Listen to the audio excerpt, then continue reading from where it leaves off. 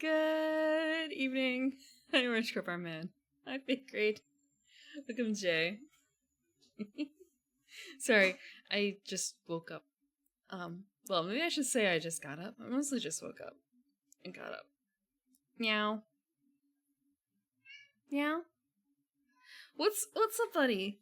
Huh? What's up? You feeling chatty today?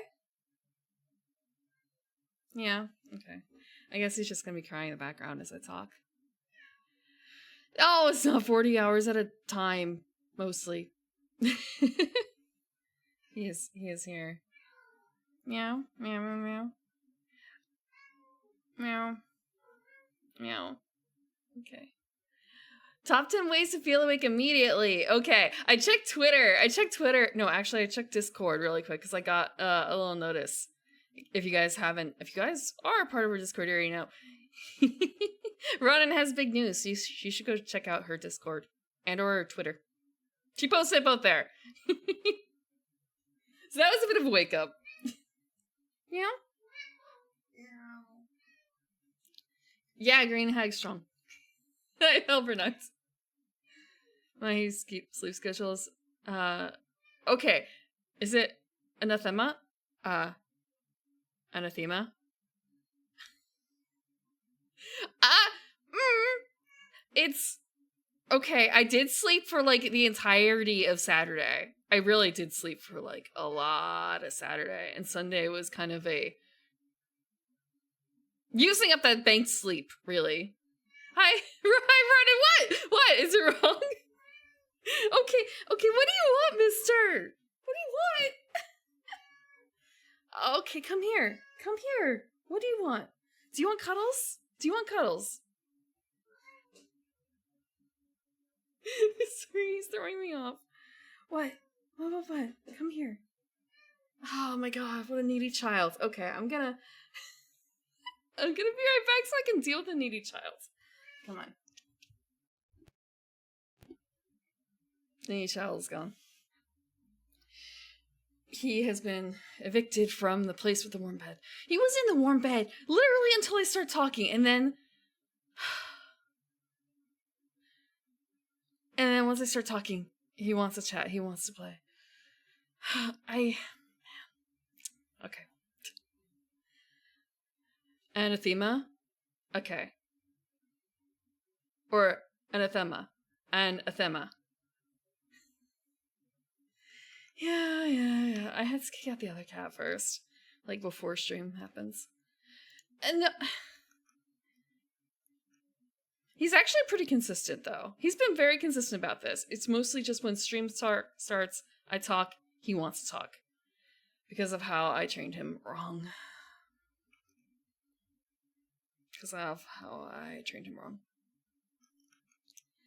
Anathema. Okay.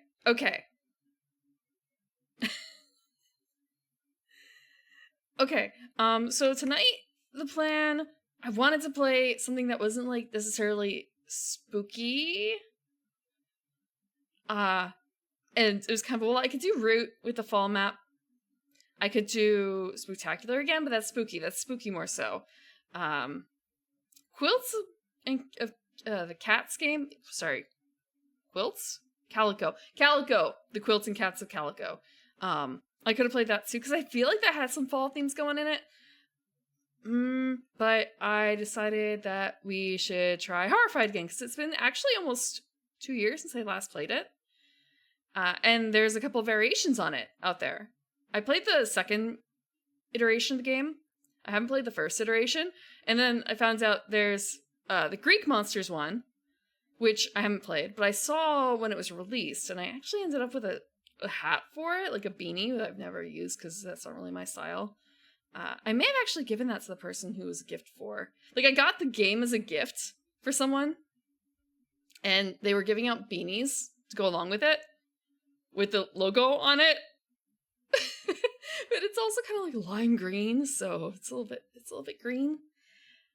I'm not certain if I ever actually got to give them the beanie, so like if I have the beanie, I guess it's mine-ish. If I don't have the beanie, I gave it to them. Patlabor. I swear, Patlabor, because I slept through Shiki this past Monday, Patlabor will be next. Patlabor will be next as your payment for fucking up the Shiki schedule. Yeah. Yeah, I slept through I was supposed okay, Mondays used to have them at 9 p.m., but I moved it because I was going to have a conflict, and it hasn't actually happened yet. So yeah. You know, how like Shiki, and so does Grimmy. Grimmy posted about it like right before we started watching it. I'm so sorry. I really was. Saturday, Sunday, Monday was a very fucky time for me for sleep. Yeah, Shiki's great. It's amazing. I know everyone was kind of but Prim, you don't like gory things. How can you sit through Shiki? Are you sure it's that Shiki? And it's kind of yeah, it is that Shiki. And it's kind of I kind of forgot about the popping eyes bit and a lot of the other stuff near the ends. Because it doesn't get super gory until, like, partway through. Yeah, and, like, learning about the character design of how it goes, basically, you can kind of... young people have big eyes, and as you grow, they get smaller. Like, the reveal of the one redheaded lady, and, like, this is what she looks like when she's actually, like, old hag. But you could see what a looker she was when she was young. She looked just like all the other young girls in the series. Maybe I shouldn't say just like, because they are very distinctive. Okay. Let me at least pop up the game. We do have a couple of choices. As I said, I was feeling like Horrified, but I don't know which one, so we can cover them.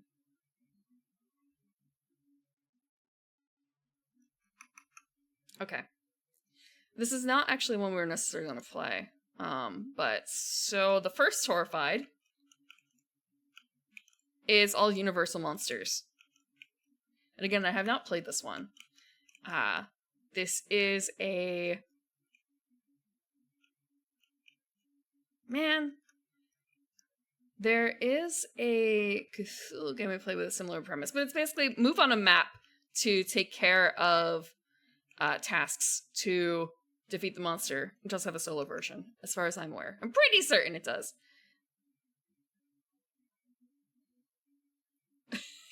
You're not going to jump scare with me with that. Thank you, Jay, though. Thank you. Welcome back to the garden. Enjoy your emotes. Yeah, so you have the very classic monsters. It's actually, like, it's called Horrified, but the subtitle is Universal Monsters. I think they have it. Yeah, Universal Studios Monsters. Look how tiny that is on this big board. Huge board. Man, I'm trying to remember. It's kind of Arkham Horror-y, but, like, lighter, if that makes sense. In the movement. Deal with monster process. And honestly, like, it's easier. It's way easier. At least solo. So yeah, we have Dracula the Mummy, Frankenstein and the Bride, Creature from the Black Lagoon, the Wolfman, and the Invisible Man. And apparently the Phantom of the Opera, who I'm not certain if it's actually like a base creature or if it's a fandom add-on, because this is a tabletop sim, an unofficial one. Yeah. So that is one of them. I'm actually going to change the music too, because I just don't know what... Can I find a Horrified playlist? In fact, there is a Horrified playlist. 75 songs, 4 hours. That should be fine. It's going to take a minute for it to go. I haven't actually played any of these. But there's also... Greek monsters, and can I find American monsters? I played American monsters when I was but a PNG. I played through all the monsters with this exact setup. I gotta tell you, this cop, this agent, amazing. Solo, at least. I think I played through a couple of the people here. a couple of the characters. But yeah, you get to choose a character to be as you fight, at least in this version. And you have the option of fighting, let's see, the Banshee of the Badlands. I think that they kind of like, you know, not all of these monsters are like really super recognizable monsters, to be honest. I've never heard of the Banshee of the Badlands before. We have the Chupacabra. Yeah, it has been like 2 years. Mothman. Who, yeah, this is totally what the Mothman looks like in popular depiction, isn't it? We have the Ozark Howler. I don't know what this one's based on either. Hello, Azure. We have the Jersey Devil, and honestly, like, this is not too far from a depiction of the Jersey Devil. It's a kinder depiction, because normally it kind of looks kind of goofy. He looks, like, honestly, from what I've heard of the Mothman, I didn't really think that he was, like, very mothy. I know he had the huge red eyes. Yeah, it was, I'm pretty certain I didn't play it last year, because last year I played, a lot of Yomawari. Romansylvania. And I don't remember what I played for board games last year, but I'm sure I could dig into my schedules and find it.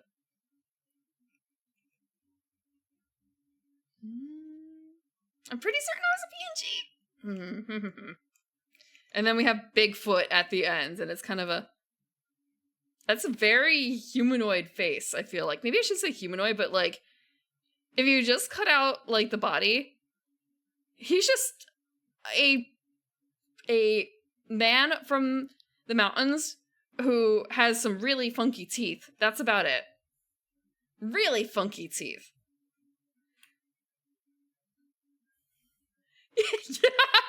Yeah. Who has some dentals in. Oh, and they it's not just like images that are different, they have different ways of dealing with them, as you can see by the sideboards. So, like, the bit for the Bigfoot is you have Bigfoot photo tokens, and you have to, I think, like, complete the picture. You have to complete, it's a little mini puzzle with, like, 6 pieces. You have to complete the picture.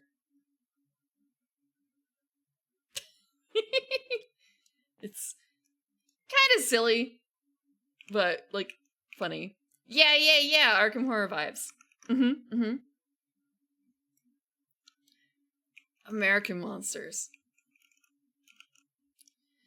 There's actually 2 more iterations. So this was the second one. The third one, there's actually 4 out, but the 4th one is not on Tabletop Sim yet, because it just came out in the past, like, 2 months, I think. I don't remember what the title was. Let me check. Because I just had it up. World of Monsters is the 4th one, which I don't have. But we do have a fan incarnation. So, next one is Horrified Greek Monsters, which we unfortunately cannot play because the rule book is not in here, and it's not online as far as I'm aware. It was just released last year, which is also when I picked it up for friends. It was like their hot game for the season.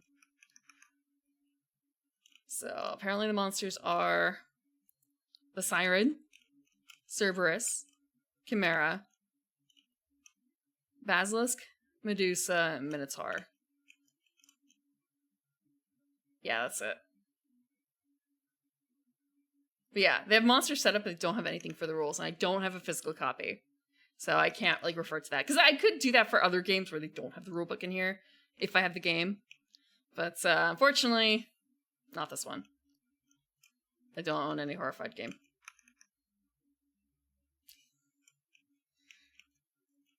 And I guess, like, the quality also shows in here, like, there's nothing. Like, it's a little fuzzy. I don't know what this name is supposed to be. The Orin? Corin? It looks like a Q. But it could also just be an O. Quan? Oan? Some other ones are easy though. Vineyards, Gaseous Swamp, Bay of Ghosts, Forest of the Dryads, Picnickers. I don't know if it's the Picnickers in American Monster. Actually, wait, for Bigfoot, maybe? Maybe.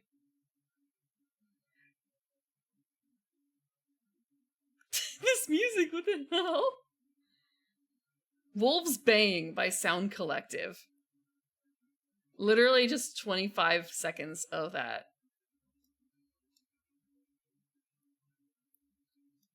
Okay, I'm gonna actually raise the volume on the music a little bit. I think it might be a little low. And the last one is the fan one, which is actually really high quality looking.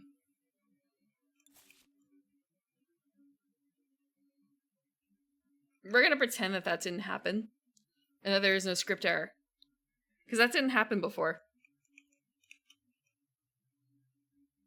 Fear of the Dark? Is this from a game? Fear of the Opera?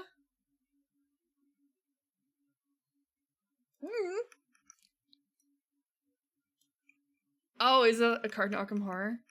I haven't gotten to break it out too much. I broke it out with my brothers-in-law. That was not a good idea. That was a terrible idea. Nothing too difficult for my family ever again. I'm trying to think of the most difficult game I've probably broken out with them.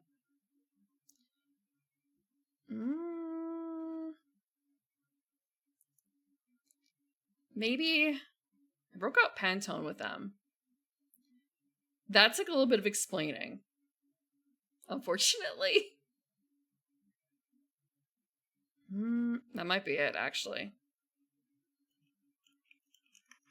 Though I have other family members who are like way better at it, as telling you about Greek monsters. That's a family member that I gifted it to. Yeah, I can like invite. Man, actually, you know what? I'm thinking. Once, maybe like 10 years ago. Now I think about it, it may have actually been like, no, not 10 years ago, 8 years ago. I may have been able to break it out with my board game group. I think. The thing is that when we break it out, there was only one table where it was possible. If we used basically all the extensions, so it's kind of a, what games did we actually do that for? We may have done that for Arkham once.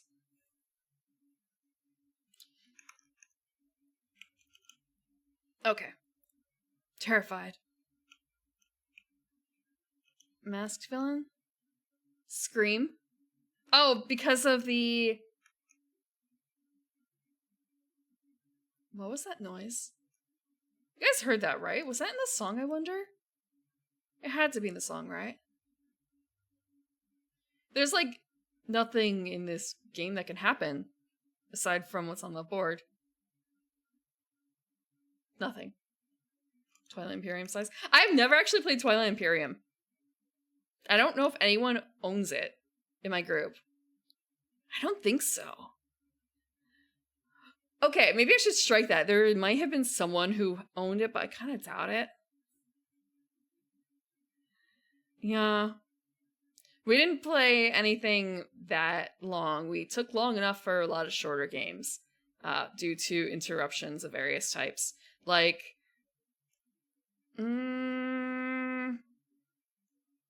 Battlestar Galactica. I still haven't gotten to play Kingdom Death with my guy. With my Kingdom Death guy. He still hasn't played it yet. I still have more experience than him. The guy who actually owns it in my group. Oh. I feel like there has been another game where, like, we've set up and then everyone got to show up. That may have actually just been Arkham Horror, honestly. Like, hey. Oh, you know what, actually? Oftentimes when we're doing things like that, what ends up happening, or I shouldn't say what ends up happening, what we plan for instead is like RPG night. Like we did one Halloween. I think it was around Halloween. It feels like it should have been in October. 10 candles. Granted, that had a hard limit because we actually use real candles, and I think the game only lasted for 3 to 4 hours because of that, but I've played 10 candles before without the candle limitation online, and that ended up being like 6 hours. We can beat it at gunpoint. I can't because he's actually the only one he's one of the few people I know who owns a gun. I'm not challenging that one.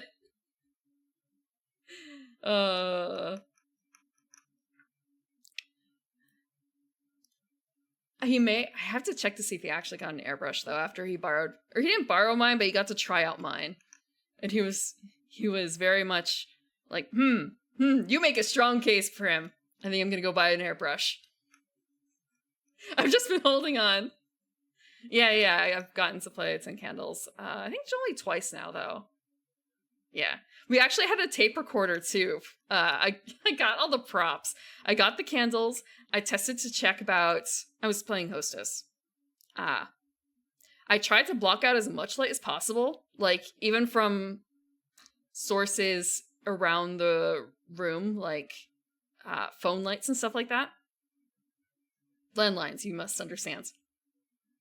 Having an actual, what's the word for the, I'm not home right now. Please leave a message after the beep. That machine. I forgot what the name of the machine is. But one of those, like blocking out the light from that. And then finding out, you know what? We actually do need a little bit more. Yes, answering machine. Yes, answering machine. Having to block that light out. And then finding out if you block out all the light in the room, it's really way too fucking dark to play by tea lights. So, I had to back out from that a little bit. But yeah, we got to play with the tape recorder at the beginning. I dug that out from hell itself. And the tea candles. And the index cards and Sharpies. Acknowledge is fading. I think somewhere in my featured clips is me trying to make the dial tone noise. I have never done... I don't think I've ever done a Ouija board or a seance before. We actually were talking about it in Discord, right? Like, in the 80s, there was a satanic panic of D&D. That did not stop in the 80s when I wanted to get D&D books later than that. And my mother, I actually don't know. I don't think she specifically disallowed me, but she definitely did bring up these are not good books. These are like Satanist things, right?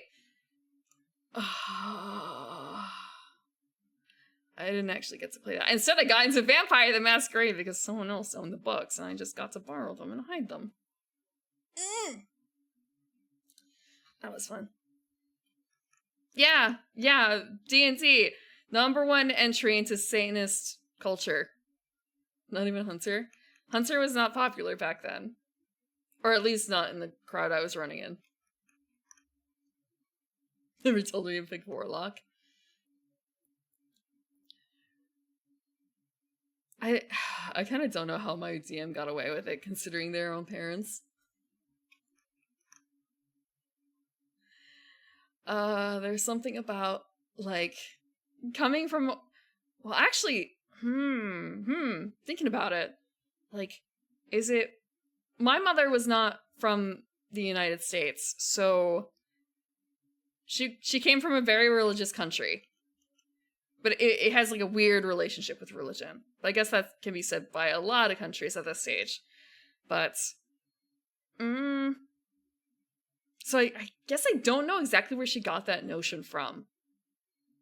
Because usually it isn't, like, the super American Midwesty types who are not really into... Or, like, you know, D&D is Satanist. Like, you have to... In the 80s... a flavor of it.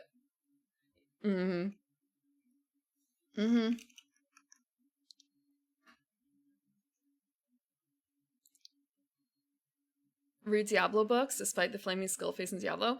Yeah, my uncle played that. My uncle had that. My uncle had Baldur's Gate, the game. Actually, was it Baldur's Gate the game? I'm pretty certain it was.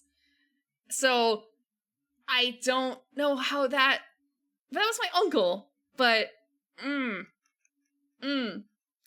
thinking about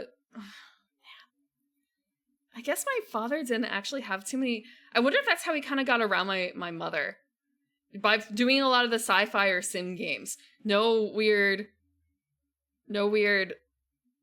dealing with wife nagging you if it's a Satanist thing or not for the family to be watching or playing if it's set in the year 3000. Uncle's gonna pass. He was the cool uncle. And also, that was like 1,000 miles away, 2,000 miles away. It was a very far away place. He got away with a lot of stuff. Thinking about it. Like, looking at the clown makeup here and finding the pictures online of him dressed as a clown with a mohawk in a Doctor Who band. He got away with a lot of stuff. Doctor Who inspired band, I should say. Command and Conquer. He did have that too, actually. Yeah, he did. More silos needed. I remember feeling bad for the poor dogs in the game. And the bears. I'm pretty certain that you could, like, have bear units, right? But the dogs are little Rottweilers. All, like, 5 pixels of them. Bears were much later? Okay. You may play multiple generations of the game.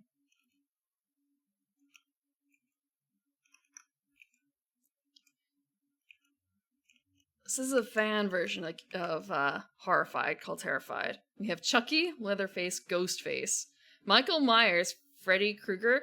Okay, I should also specify I have not seen any of these games. Or I haven't seen any of these movies. I have probably read Herbert West Reanimator. It's been probably 2 decades since I've read it. I don't super remember it.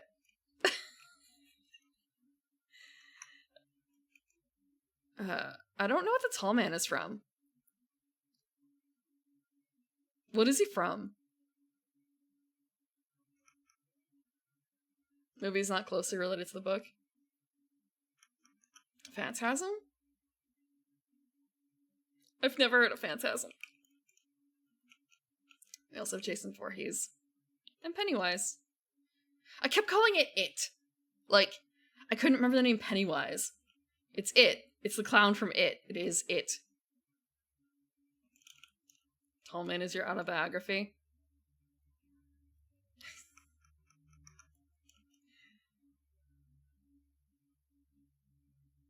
Is it tough being tall? Is it tough being tall?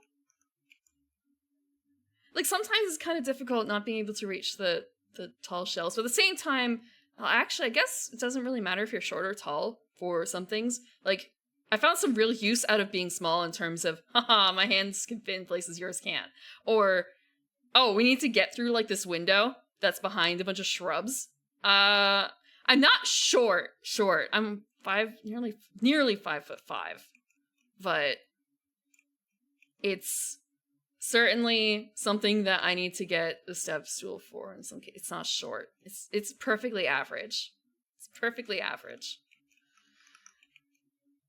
One side is leprechauns, and the other side are giants. And I think out of my siblings, I'm the shortest somehow. Yeah, right? I'm not that short.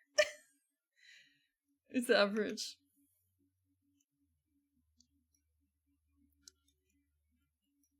It feels like a lot of people are really, really tall or really short. Yeah.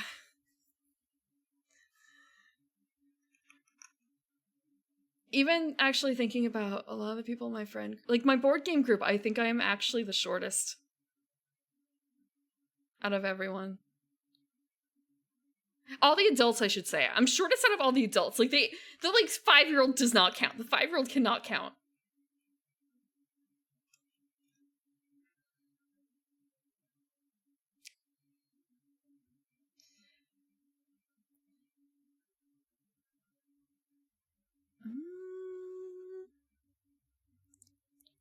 Sorry, looking at the, like, credits here. It's kind of neat. Surely I can count to 10. The children? Probably. I don't interact with them a whole lot. They kind of just, you know, maybe say a little bit to them if they have to go to bed. Or before they go to bed. And then it's adult game time. All the women were shorter than me in the friend group that you had before you moved.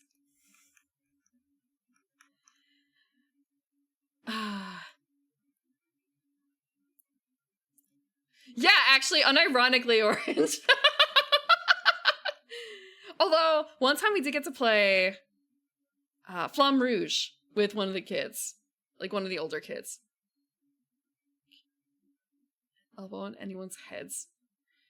For a second, I thought it was gonna go for, like, can you touch your elbows behind your back? It's like, I know that trick. I'm old enough. I know that trick.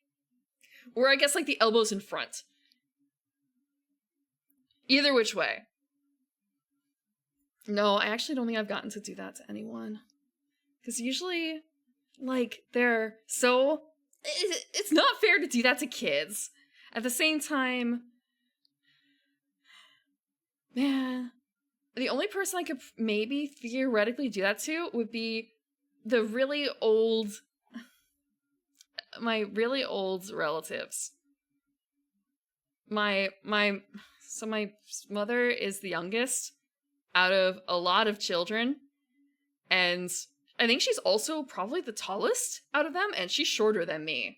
I want to say it's kind of like there wasn't something in the water when they were growing all those elves back in the old country. Because on my mother's side, they're all even the men are like pretty short. I don't know if any of them are taller than me, to be honest. And I feel like for some of the women, I could probably put my elbow on their head. Probably. But I also wouldn't want to because it's not fair to do it to old people either. It's old elves.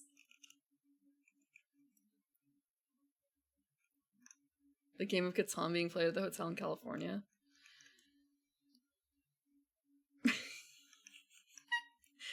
Are you sure it's Catan? Oh, I guess it would be Catan if anything. I feel kind of bad. I actually played Tanto Cuore before I ever played Catan. Wait, actually, hold on. Wait, no. Have I ever played Catan? I feel like the answer is actually no, because I'm mixing it with Dominion. Dominion. I've never played Catan. I'm thinking of Dominion. God. I haven't played Dominion in, again, probably like 6 years. I've never played Catan. We were playing Dominion. I don't really think about Dominion too much because we usually end up playing other deck builders. I've never...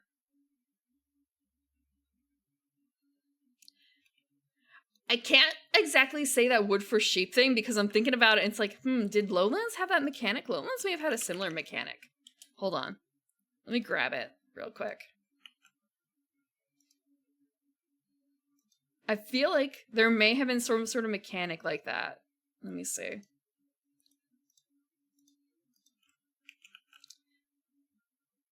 Can I grab that up? How bad is this gonna be? I don't remember. Again, it's been a long time since I've played Lowlands too. It's my default. It's the once when I was drunk, I got to play Lowlands once. Let me see. So I don't super remember mechanics well, but it was kind of fun. Let me see. Lowlands. It's about raising sheep in the Lowlands, and you have to build fences for them. I do not remember if there is, in fact, a mechanic for, like, getting wood for sheep, or sheep for wood, one way or the other. So something related, but not quite Catan at all. Not Catan-like at all. But there are sheep, and there's wood.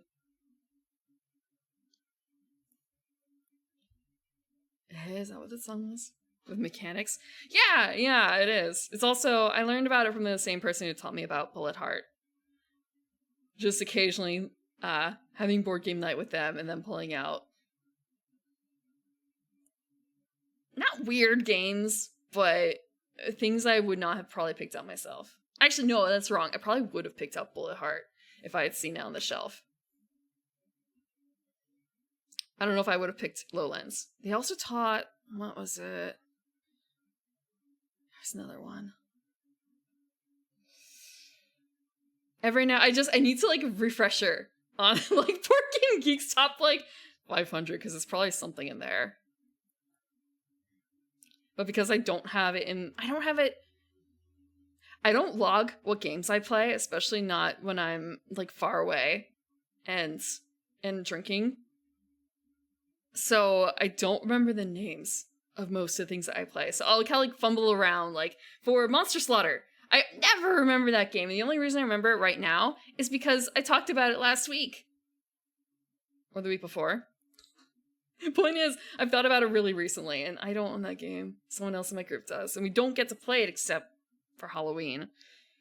Which, actually, hold on. We're not going to be able to play it, but there is a... Let me see, where is it? Okay, Monster. I grabbed it out, I'm pretty certain.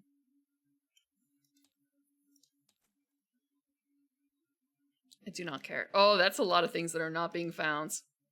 That is a lot of things that are not being found. Okay.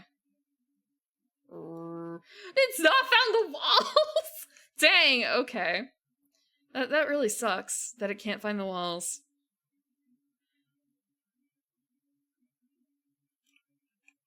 Not the kind of song for the spooky thing. The person's trying. They got... Wait, there's only 75 songs on here.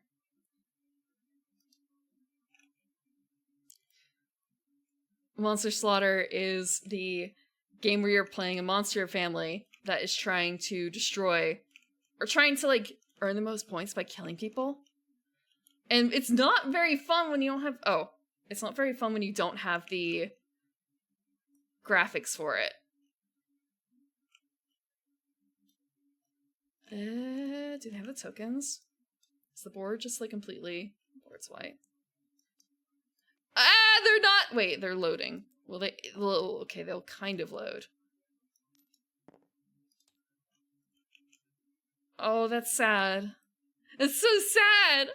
The art is really good. And the problem is, like, for these... Tom, Bob, okay. It depends on if we can grab... Okay, they do have the art cards. Got Brittany. Did I get Tom? Okay, I did not. These 5 kids are hiding in this house. And each room has basically a deck of cards full of items and stuff that may or may not be useful to you. And the kids are also hiding in there. So you're trying to kill the kids as a monster family. And they have like a really neat token for each of them. There are werewolves, there are... okay, maybe not. Can I, like, search? What I want is the monsters.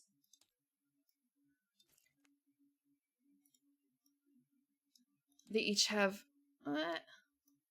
really evocative pieces of art.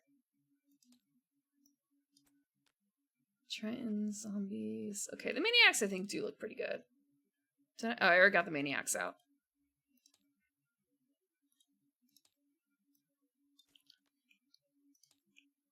A bunch of errors. Yeah, there's a ton of errors. Unfortunately. Yeah, the art's really good. The figures are really good. Like, if you can get a hard copy of this, the production value is pretty good. The one major problem is also, like, it's something cool that they did that also makes it so that your box needs a box, and that the box itself is the board. Let me see. Let me grab it. Do I have a copy of it? An image? Okay. I think I actually showed this off on stream, and then I realized, like, I can't show this off unless I'm being very careful, because last time I did, I fucked up. Okay, so you can see here, this outside portion, the box itself, has, like, little cracks in it. because that's a door. You put like a little slidey bit to represent a door over it, and the doors can get knocked down by the monsters, so it's easier to pass through. You can't pass through a closed door because they're usually locked. You take out the foam insert, and inside that foam insert is basically this layout, and you have to use... you're given paper dividers to create the rooms. But the problem is also, if your box gets like banged up on the outside, you're banging up your literal board. And then there's the outside section with the grounds is an attachment, or like it's extra boards that you kind of put in place. It's got, I believe, like seams, like puzzle piece seams.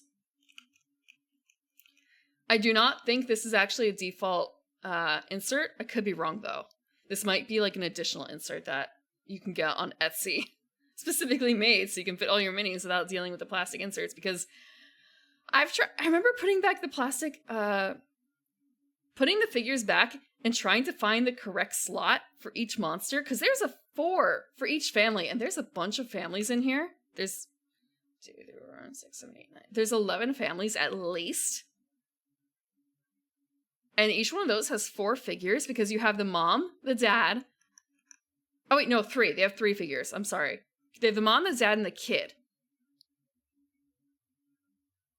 You have a lot of figures to put away, and you gotta put them away in the right slot, because it's plastic molded to fit them. You gotta remember which family goes where. So yeah. Yeah, this is a Felter foam tray set compatible with Monster Slaughter board game box, now available on Etsy.com for $47.84. Don't you want a foam insert for $47.84 to fit all your figures?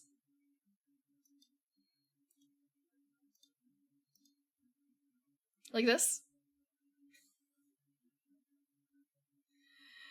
And all your tokens and stuff. I guess that's one of the nice things now about having, that's right, yeah! 3D printer! Being able to print inserts if they exist for board games. Woohoo! I just spent... It feels weird to say I just spent like $100 on like plastic, because that's not unfamiliar to me, but I just spent like $100 on plastic. That is not actually... It's just plastic. It's just strings of plastic. I bought strings of plastic. I bought noodles.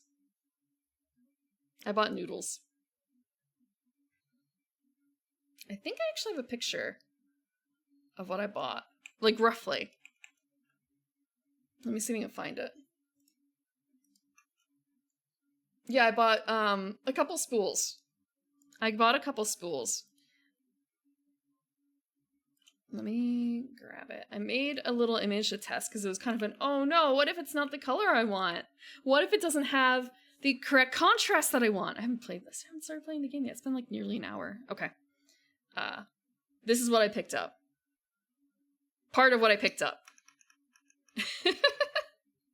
I wanted to see if the contrast would be good. And like, okay, it's kind of not great if it's in the light like that, but it probably won't be like that all the time, and it'll be fine the rest of the time. So this is what it's gonna look like, hopefully, roughly. You know, without the, like, it'll be a flat surface. But that's the rough color contrast. And, like, checking to see, okay, if I use this as my print, this is how much it's gonna use up. So how much can I get away with buying? Do I have to buy, like, an entire $50 spool of like, 2 pounds of noodles, or can I get away with only buying like 1 pound of noodles? So I bought like 4 pounds of noodles. I bought like 4 pounds of noodles.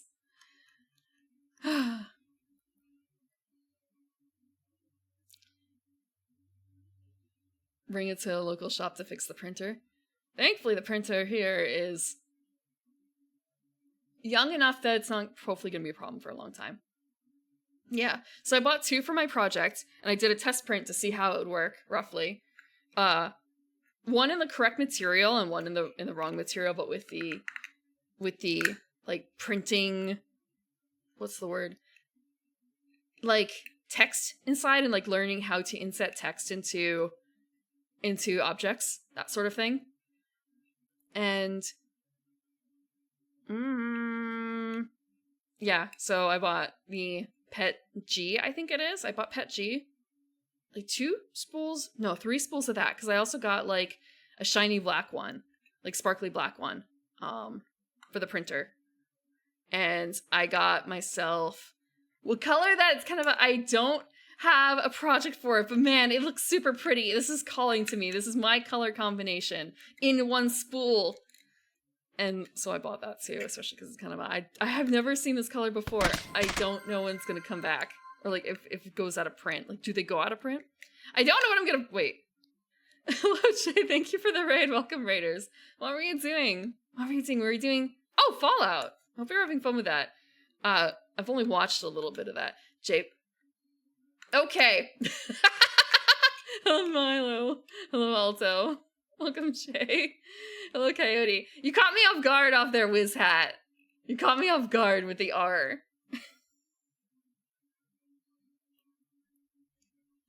I'm supposed to be playing a board game, but right now I'm just talking about noodles instead. Hell. Now I think about it, you've never drawn... Actually, I shouldn't say that. You probably haven't drawn that. Is it canon? Is it canon? I was just talking about noodles. I bought noodles recently. Oh, Jay, you don't have to eat the pumpkin spice ramen. You don't have to make ramen instead of like the ramyun, the stir fry ramen. You don't have to eat it again. If you want to, that's fine. But just don't feel like you have to. Stir fry pumpkin spice is enough. It wasn't bad, right? I'll see you later, Asher. You did not draw yourself pregnant. Sorry, just thinking about that one meme that's going around now. I was actually bringing up to someone else earlier, like the Twitter memes. There's the 2 ones. There's the Ora get pregnant meme, right? And then there's the other one where it's like, I'm an artist. Don't threaten me. I'm an artist. I can draw you pregnant. And I feel like that's kind of your vibe sometimes. But I don't think you've actually done that yet. But I still remember some of the other art. You do the pumpkin spice overnight oats? That's just white girl food, though. Like, I don't know how many of them are super daring enough to do the pumpkin spice ramen. Real ramen pumpkin spice? Ah.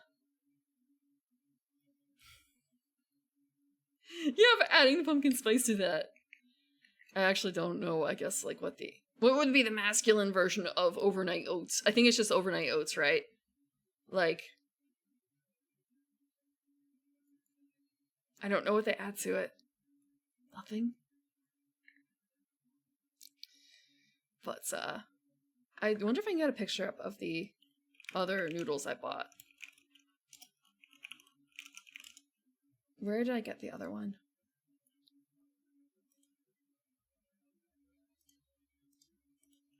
Fitness is always masculine. It doesn't have to be, but a lot of things are dominated, huh? Overnight oats is very masculine, involves no cooking.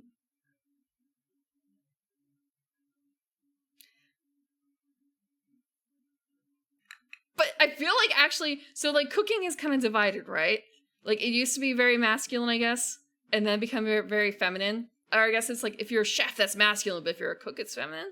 Because like I guess it depends on why you're cooking. So it's kind of a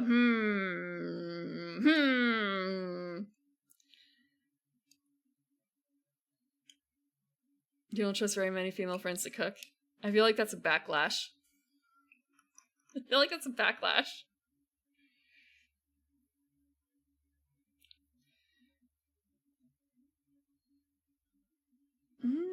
Okay, so I grabbed the photo of the thing, the other color I bought, and you're gonna be like, but that's not very primcorn. It's kind of a, maybe it's not. Maybe it's not. But then if you look at my dice, and also a few other things I've bought, I actually have a nail polish that is basically this. It's like a berry. It's a black, but it's like a warm black. It's got like gold flakes in it. Or not flakes, but gold, glitter. Gold glitter in it. And most of my dice have this color combination too. It'll be, like black with gold. Or like black and white and gold.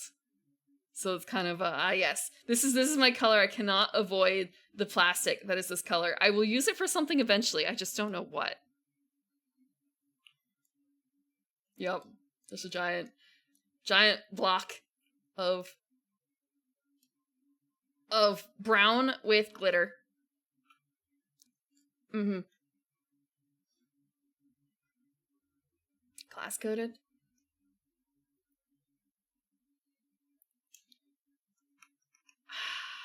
I guess so. But it's also a case of like, okay, everyone has to eat. I guess the question is just who's doing the cooking. Interesting dice. That's just the way that they shape all their stuff. They do it all in this style. If I like, this is also in that same thing. If I line this up, I could probably line it up. Except they're already flat in this file, so I can't get it back. But like, it's kind of roughly the same. They just do everything as a die, I guess, when they're doing their beauty shots.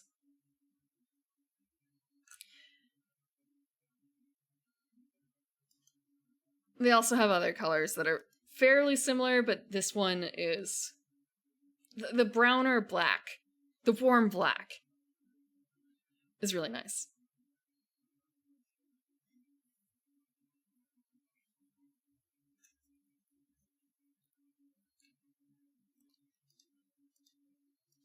But yeah, let me see, how much was it? Like $30 for 500 grams. $30 for 500 grams. Can we move the doors? Is it a state thing? It is a state. Aha. So yeah. Cracked open door. State 3. Oh, locked door. Okay, so locked is separate. One last thing for this game before I move back to Horrified. Oh, right! Welcome, Raiders! I'm sorry it's been like 6 minutes. I'm the Uni Primrose. I play board games, and I was just showing off one of the board games I would theoretically like to play, but this is incredibly PvP, so you cannot play it alone. We're gonna be playing a different game. I'm just showing it off because I really like it. It's got very cool art. You can see some of the moms over here. Oh, right, and they have the Red Riding Hood mom wolf. But she's unfortunately covered up by the board. Can we move the board, I wonder? Can we unlock? We can unlock the board. Ho ho ho. We can unlock the board.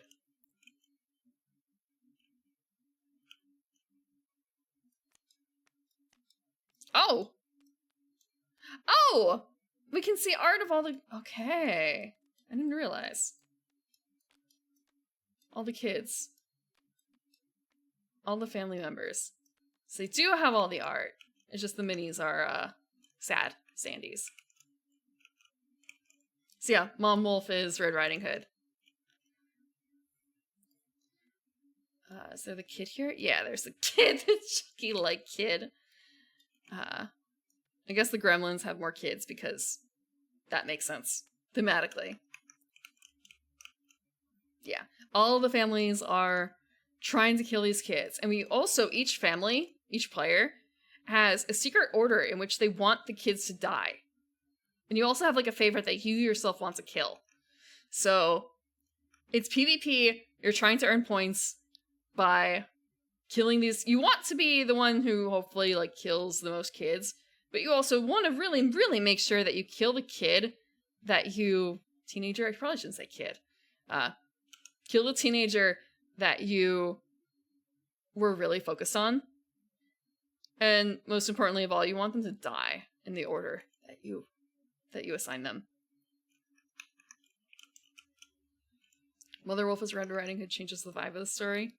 I mean, she could just be wearing a cloak. She could just be like grandma.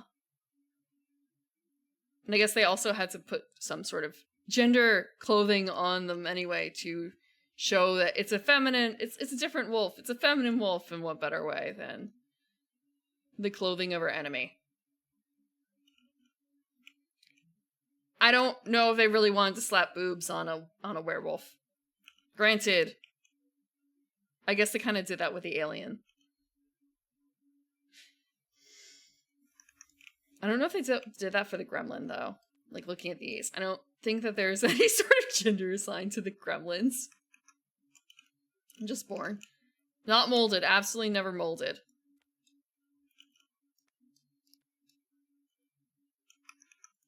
These actually do have slightly different playstyles, but you play with all three as a family unit. Like, the dad is usually stronger. They get 4 dice for strength. The kids are faster, but less strong, and the moms are kind of a happy medium.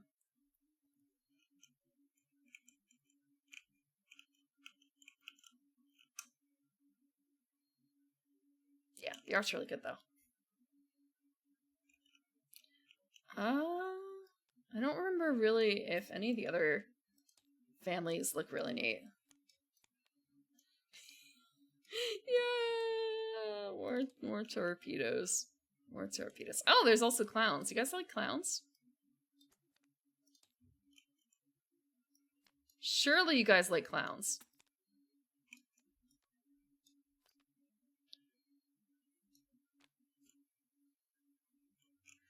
Making sure you don't feel bad. You don't feel bad about killing the teen nerds? Not at all? Don't talk about the clown folder? I didn't know that was a rule.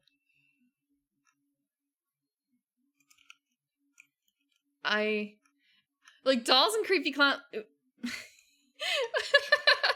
Why you gotta target me like that? Why you gotta target me like that?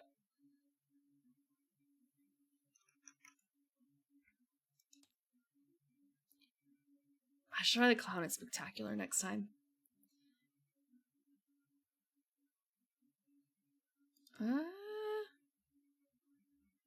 So yeah, choice of Horrified, American Monsters, base game, or Terrified. Am I a doll? No comment.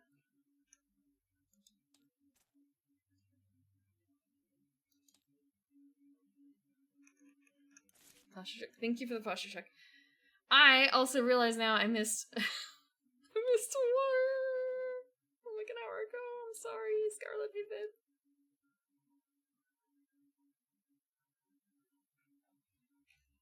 My posture check is good.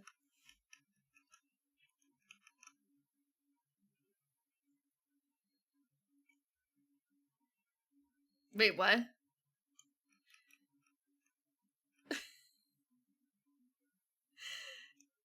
There's no proof that I'm a doll. The hand cam streams have been completely covered. Zero proof.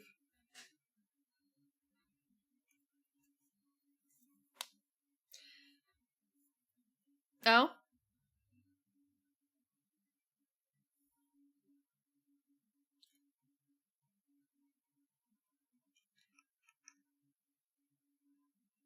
The surprise exterminator? All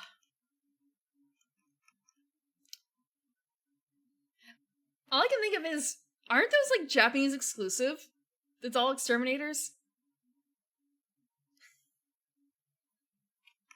I know that there's a particular shrine that you can basically donate your dolls to so they can have like a happy afterlife, basically. But I didn't think that you could get like delivery service on that.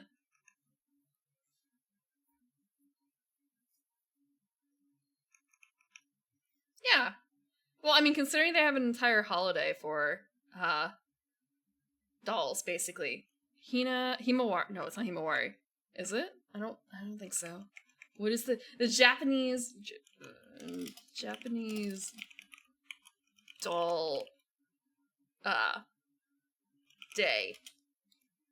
Hinamatsuri. Okay. Hinamatsuri.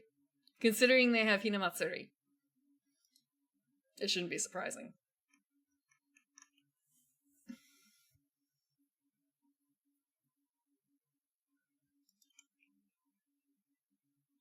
Americans don't have much like that, do they? I'm thinking about, like, okay, our holidays.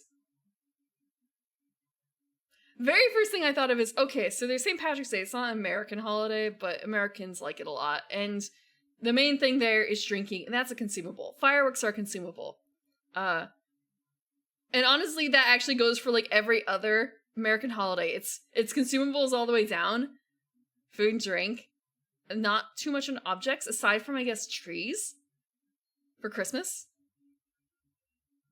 Which may or may not be consumable. And we don't have that act of, like, people just usually throw out their trees, huh? Both the real and the fake. There's nothing special about it. I guess if you're extremely religious and you have extra religious objects, you would, I guess, ask a priest how to dispose of them? But how many people actually go through with that? Like, oh, this crucifix in my house is no longer in style. I'm gonna see about, like, I can't just throw baby Jesus away. What am I gonna do with it? What do you do with it? You give it away, I guess, right? The little manger, what's the word? Nativity scene, the little nativity scene no longer fits. What do you do with it? What do you do if you have a nativity scene you no longer want?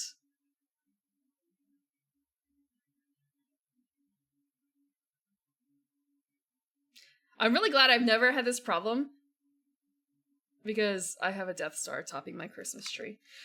I had an Okami paper crown topping my tree for the longest time.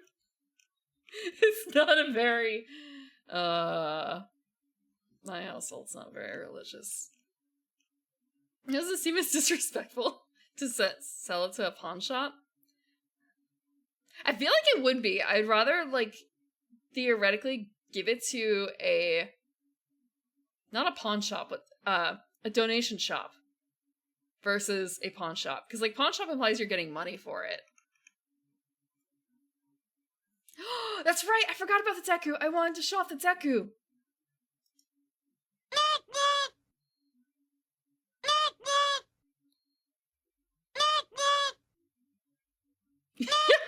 Clay Chat made this! Clay Chat made this. I've been staring at it for, like, minutes at a time going, Newt, Newt. I've been staring. You don't understand. Before I went to bed, I was looking at the Newt, Newt. It doesn't take a lot to amuse me, I guess. I'm not gonna have him play music, but she's gonna stay in the corner. She's gonna stay in a corner to Newt Newt her little heart out.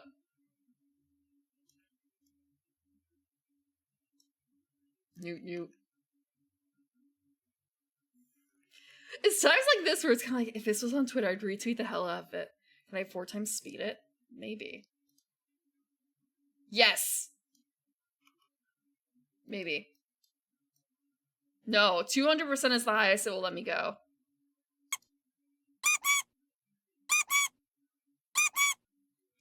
$200% is the highest it will let me do it. I could do it if I had more preparation.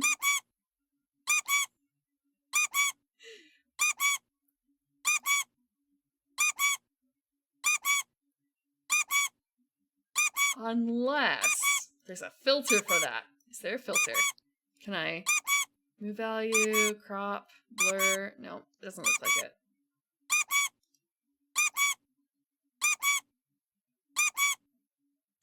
How slow? Let's find out. 1% slow. I have no idea how slow that's gonna be. I mean, obviously 1%, but just how long? How long is it gonna newt? It's a short video, right? So how far can it be? When will the newt come? When will it newt?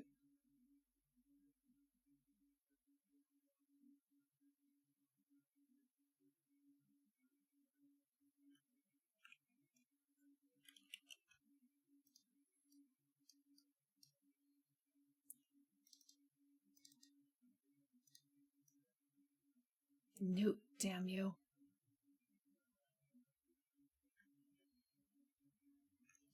It's not newting for me now, though. It's not newting for me. 6.5 minutes? Is it a 4-second video? How long was it? It's a 2-second long video, so it's gonna be 3 minutes-ish.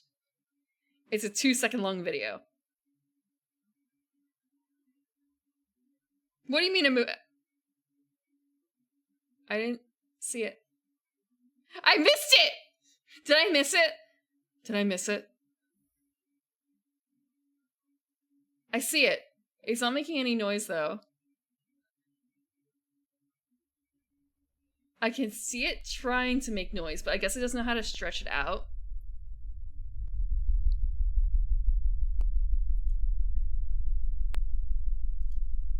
Okay. I'll see about making it like 50%.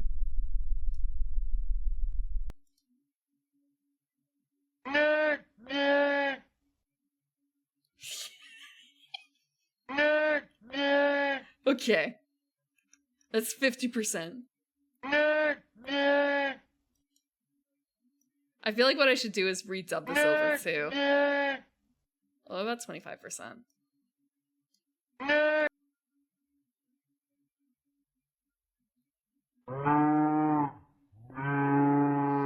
Is this more what you were looking for? This?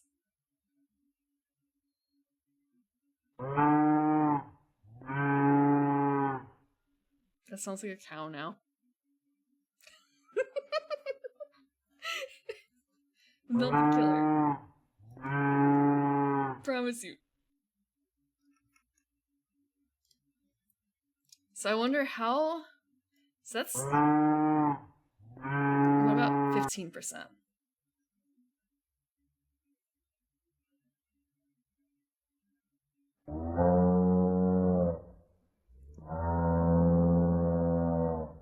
So it's breaking a little bit. It's breaking at God, what is the name for this? It's like a foghorn level now.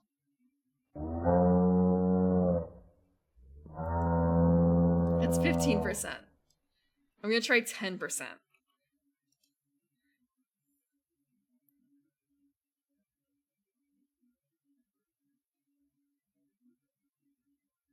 I also realized I can track it. There's a little thing to show, so I can tell.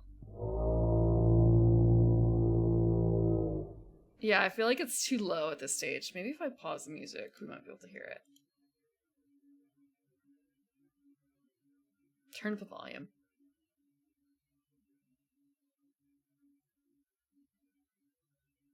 I'm turning up my volume. Can I hear it?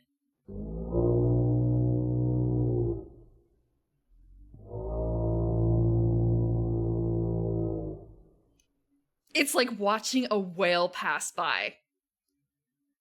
Majestic.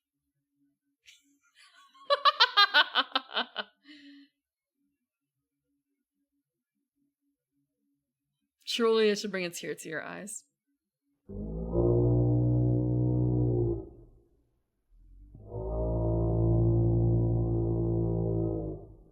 It's trying so hard.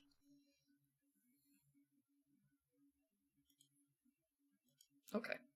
So I think that's probably about the boundary of how low it can go before it starts really breaking. Because you could hear it breaking there, I think. I could hear it breaking there.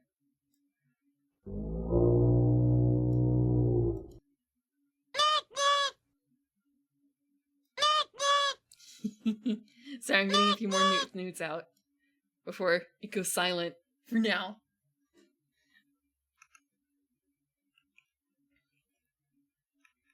Now I feel like, actually, you know what? I can make that a routine in the future. High point routine. Newt. Just pop up the newt. Actually, you know what? No. I have a better idea. I'll figure it out. Okay.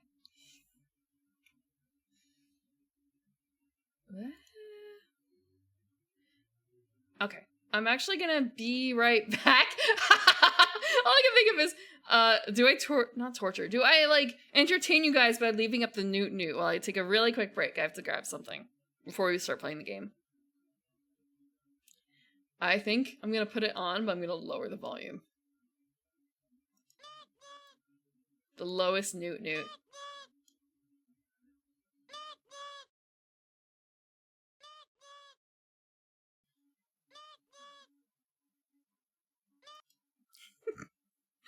I got someone back, and it's kind of I don't know if they're gonna be able to stay again. Let me just bring him up real quick. Where is he? Is he allowed? Let me see. Meow. Meow. There we go. What? No, this is about multiple levels. What the hell? My cat command is not supposed to do that. Cat command is not supposed to do that. What the hell?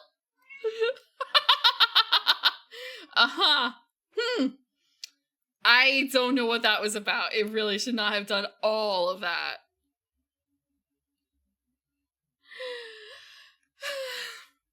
It was just supposed to do the cat. It was just supposed to do the cat. I missed her. Mer.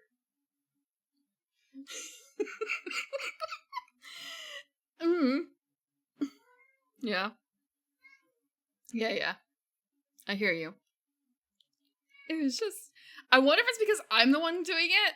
Because no one else should have permissions to do that. But at the same time, like, it can't just be merely checking for permissions to... Like, what do I have it set up to do? What do I have it set up to do all that in one go?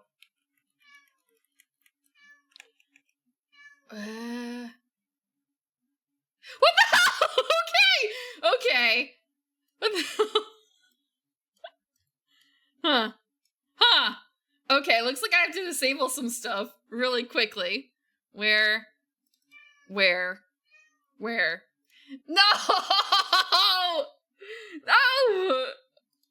Oh. What is it? Why? Why? Oh. Why is it doing... It's not doing the trash can. Why is it not doing trash?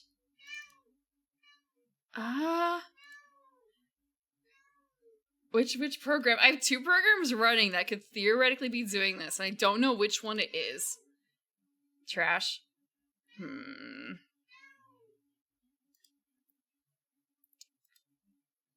Yeah, okay, so it's not this. It has to be this. How do I turn these off then? It's like he can hear the noise. It's like he can hear the music. He's crying in the background to it. Okay.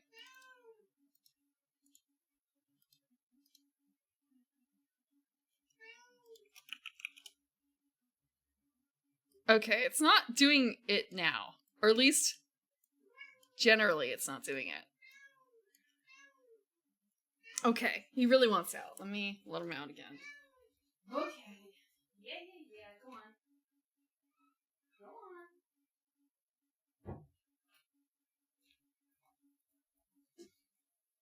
Now the cat arrives. Except now he's gone. He's gone. For now. Fix what? What's wrong with the cat? Did it do something funny? Oh, well no, that was on purpose because sometimes I'm busy. So, like, being able to summon the cat is no problem. Yeah. Initially I had it so anyone can do that because there would be times when, like, my hands are busy and I can't summon the cat. Versus the other ones which were explicitly, like, only rewards. Rewards-based economy. I saw that, Ronan. I saw that. And also, thank you, Fuzz. I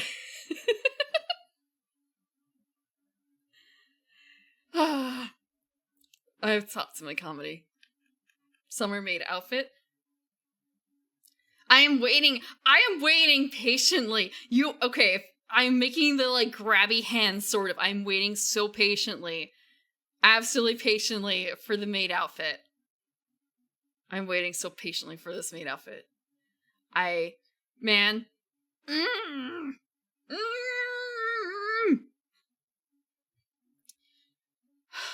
Actually. No, I will not spoil. I'm going to give my rigger permission when he gets to it with a rigging artist to, like, post most of it when it, like, while he's working on it, but he's not going to be working on it for a while, it looks like. Because the art is done. Now it's just in the rigging queue. And I have been doing testing with it, like with the art in general. It is typo. Yep. But it looks like that they've been posting, Boo and Typo have been posting stuff for the game that they're going to be releasing soon. I've only seen what they've been posting on Twitter.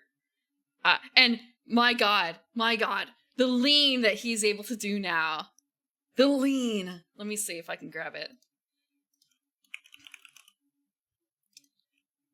Like, they've been working on a model. You can't, like, download it. I have to, like, I wonder if I can. I probably have to be logged into Twitter to see this. God. We're totally gonna play a game. This is so, I'm looking at my Twitter stuff and it's kind of okay, there's nothing on this that's gonna be weird. I have no idea what the hell Cam Ward is or Naz Raid.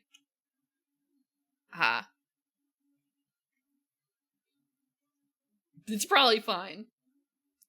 Let me pause that. So, like, this is his lean now for the newest model for the game. I'm pretty certain that they're working on. But yeah, Typo's been upping his game for that. Yeah.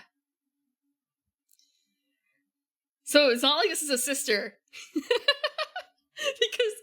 Because she's not a VTuber, but she is in Live 2D. At least I'm pretty certain she's not a VTuber. Maybe she is. Maybe the game is, like, meta VTuber stuff. I kind of doubt it. Yeah, right?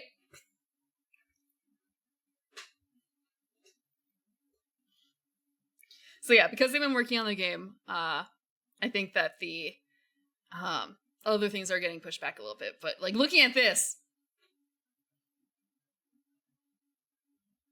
understandable. It's also kind of funny because I looked at it and, like, haha, the ring. When she leans most forward, the ring is encircling.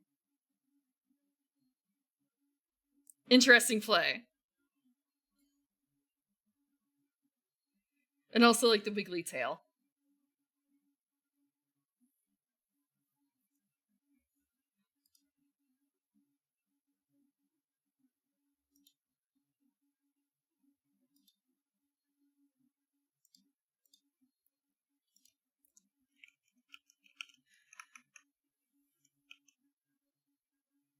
What is this music? This music sounds familiar.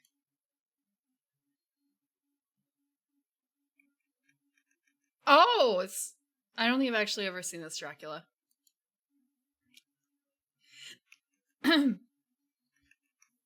know that Boo posted a bunch of different shots of, like, I shouldn't say shots. She posted, like, sketches of when she was debating on different, I think, outfits, roughly, and tail types and hair types for that model, for that character.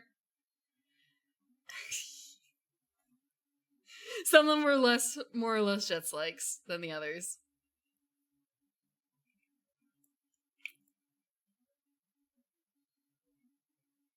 But I wonder if part of that is also, like, just the short face framing hair with a kind of like a thin body type.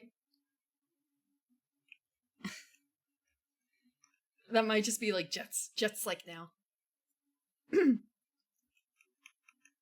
Well, I should say like a thin, not tall body type, because Jets does not give the impression of being tall, does she? Because you could have short hair, well, I guess short face framing hair, and be thin and not be Jets-like. I guess it's also, it's the Ray type, actually. Except Ray is bigger in some aspects. Ray has a bigger XYZ. Now that I think about it.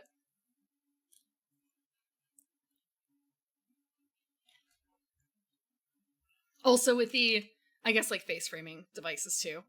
Jets with her cats. I shouldn't say cats. Her, like, I don't know what they are on top of her head, but they look like mechanical cat ears, right? The vague shape of them. They could also be, kind of the Ava headgears, but I don't think they are supposed to be super evocative of that. Maybe not super evocative of it. And this one has, like, headphones on the side of her face. Thank you for the water. Gonna take that. My tower shield.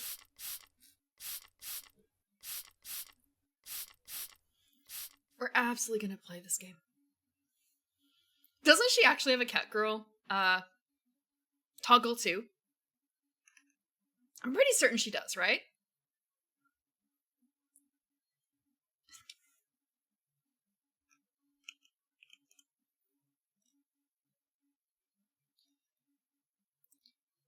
You guys, so this is Haddonfield. I feel like I should know what Haddonfield is. What is Haddonfield?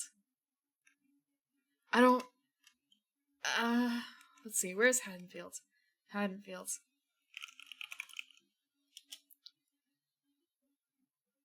Wait. Let me see.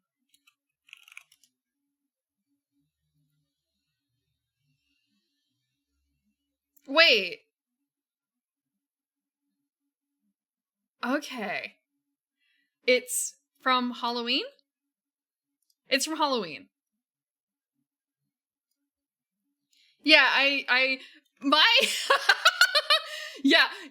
did not, I've never seen Halloween, so kind of a But I had to sort through a couple search results first, apparently, because there's more than one Haddonfield. And they're not necessarily associated with the movie. There's a video on how to play. I already know roughly. Wait, there's also the heroes. Huh. Huh. The heroes look a little different than I expected. Just is this really, really fan-made?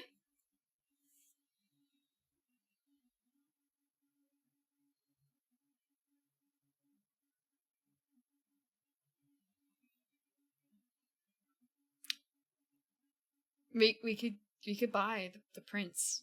I could print them. Palm trees in one scene? Really? Wait, is it actually set in Illinois? Huh.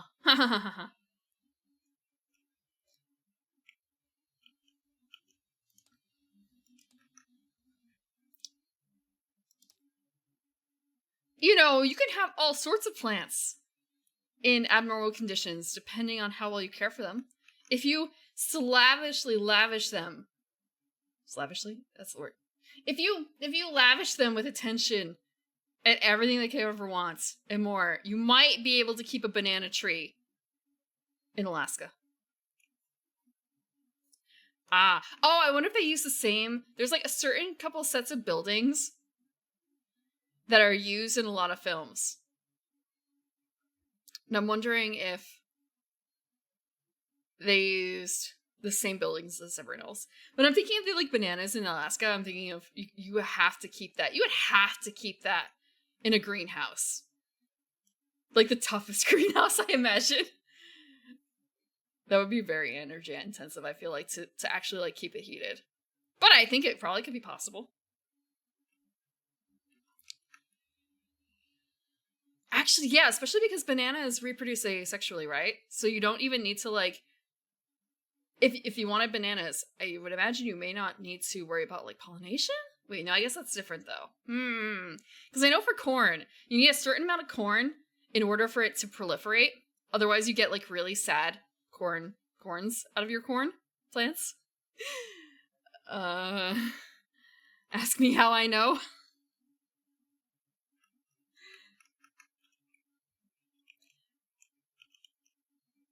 So yeah, I feel like you probably could keep bananas up there. You might actually be able to get some bananas out of it if you work real hard and have a lot of money.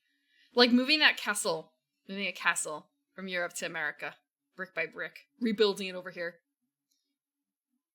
You could have banana trees anywhere. It's a tree, right? Not a bush. It's gotta be a tree. Not a shrub either. Probably. Temperamentality.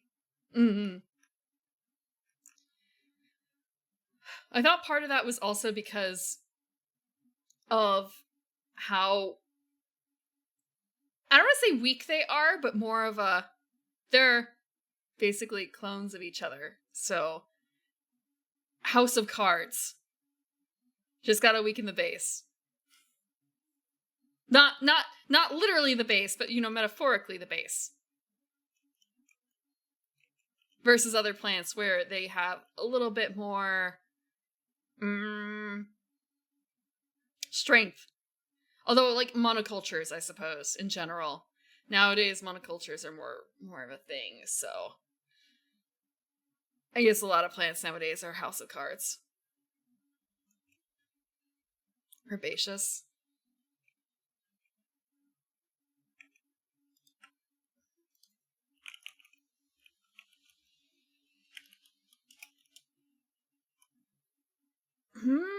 No wood. So that's still, I mean, like, are they not allowed to be trees because they're herbaceous? Apparently not. Apparently not. Damn. In the same family as ferns. I always thought that they were taller and therefore they would have to be woody. I've never seen a banana plant. Actually, that's not true. I probably have seen a banana plant. I feel like, so have you guys ever been to Epcot? There's a ride in Epcot where they take you through a greenhouse. I've been on the ride like, God, at least a half a dozen times, because every time I go multiple times now. But I don't go to Disney World very often. But every time I go at least twice on that ride. At least twice. And if I've seen a banana plant, it's been there. Otherwise, I don't think I've ever seen a banana plant. And I feel like Disney could probably grow bananas if they wanted to. In their little greenhouse. The ride is a log flume ride, except there's no like ups or downs or anything. You're literally just doing a nice, cozy flume ride through basically their greenhouse and like a couple of slideshows. But the greenhouse is really, really cool. I think that ride existed back then because it's one of the older rides, I feel like. Because they have a couple of restaurants in there. They're like, oh yeah, and we basically, a lot of the food in here is from our greenhouse. Oh, what is the name of the ride? Epcot rides. Epcot rides. It's in. Oh man, okay. Doesn't even count as a ride. Bruce's Shark World, Canada Far and Wide, Coral Reefs. Unless they got rid of it, and they would not have gotten rid of it, right? They wouldn't have gotten rid of it. Living with the Land is the name of the ride. Living with the Lands. So yeah, it's in the lands. It's in World Nature. My bad.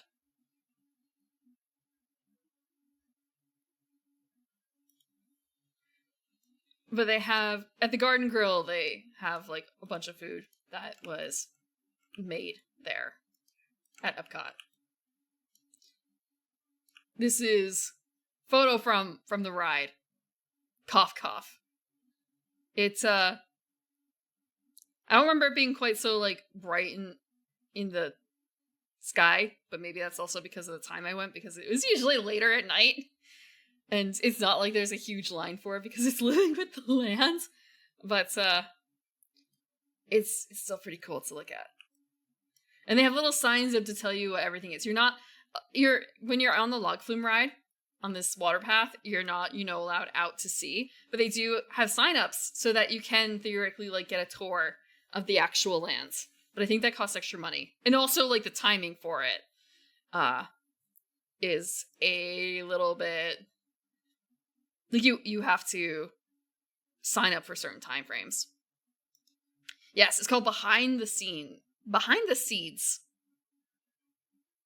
It's like $39 to $45 apparently, and it's the timings. Okay, 12:30. It's every half hour basically, from 10:30 to 4:30.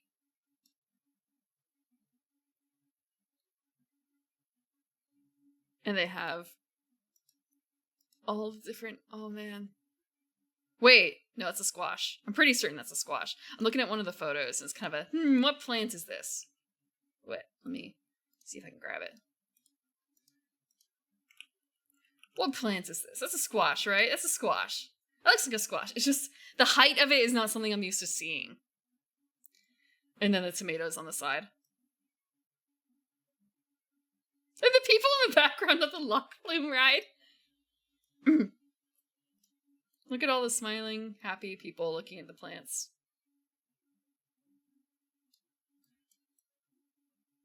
But yeah, I guess it's better to grow tall when you're doing this sort of thing, when you can afford to.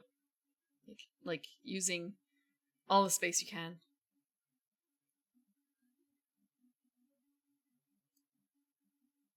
Yeah, squash blossoms. I should recognize it by that. Right? This is, what was the phrase? This is too type, isn't it? Please, guys, go see the cool ride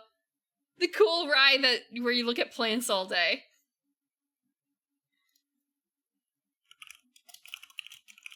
Let's see if I can find another shot of Living with the Lands.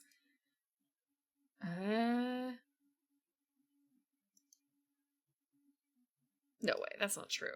So I'm looking at some of the other stuff in here, and it's kind of a, no, that's not true. It can't look like that. They're not going to be doing this.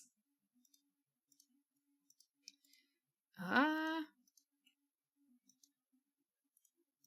wonder about this photo.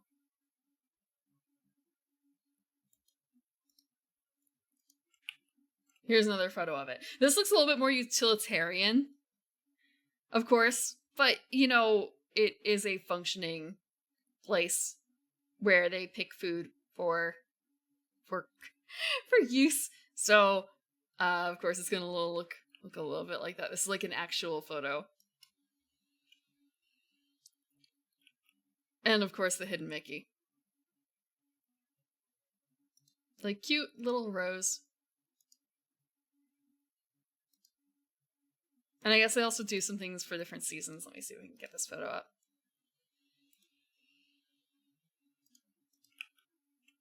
Like this.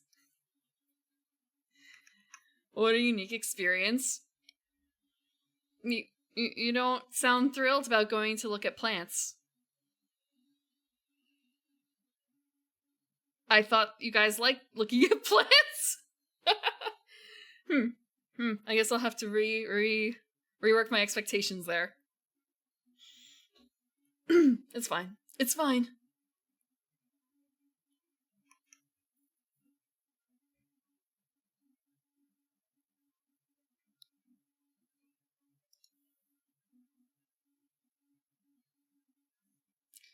Okay.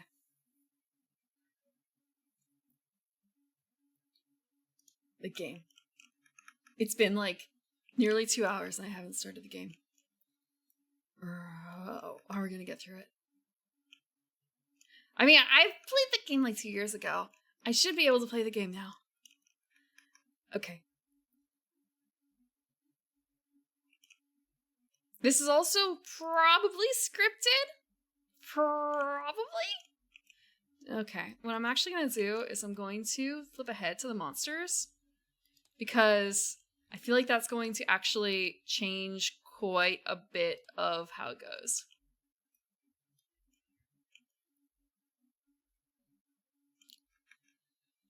And also, like, that's one of the early parts of setup, I'm sure. Unless we want to do a random monster draw.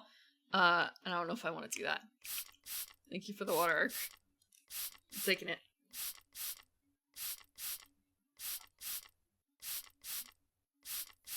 It was also a bit of a... I played this game a couple times before. The rules aren't that difficult. I can totally get away with doing this. Stream and talk at the same time, maybe. Probably. How wrong am I on that? I'm always so wrong on that.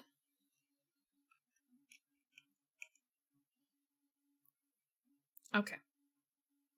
I suppose the problem with this is also I don't actually know how I've never seen any of these, and the closest I've gotten is I know the plot of it very, very roughly. Enough to know about some of the major differences between the books and the movies.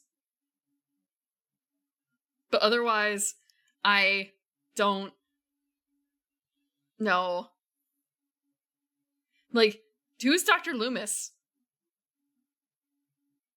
Who is Dr. Loomis? Oh, I know for, I guess, is it? No, Jason. Yeah, okay, I know about the whole thing with Jason and his mom. Like, I know the twist of the first one. I don't really know a whole lot about the others.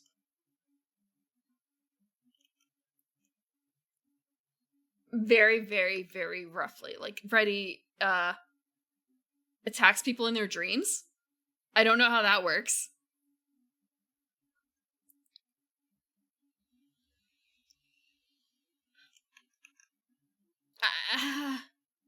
I don't know much about Ghostface, aside from a little bit of the parody stuff.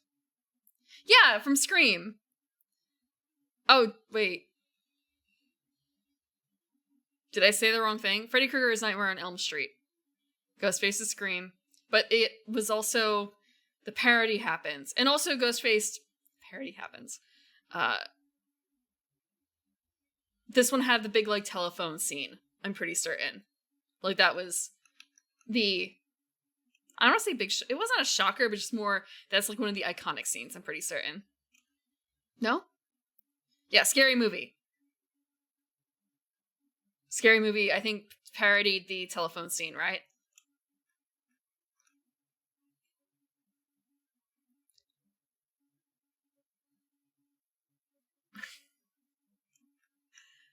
God. I haven't heard it in a very long time. It's gotta be like, what's up? Kind of like that, right? Yeah. Man, do young people... Have young people watched Scary Movie? Probably not. That's fine, though. That's fine. It was too scary for me, so I never saw Scary Movie. At least I had the impression that would be too scary for me. I don't actually know how scary it is. Do you guys think I could actually watch Scary Movie?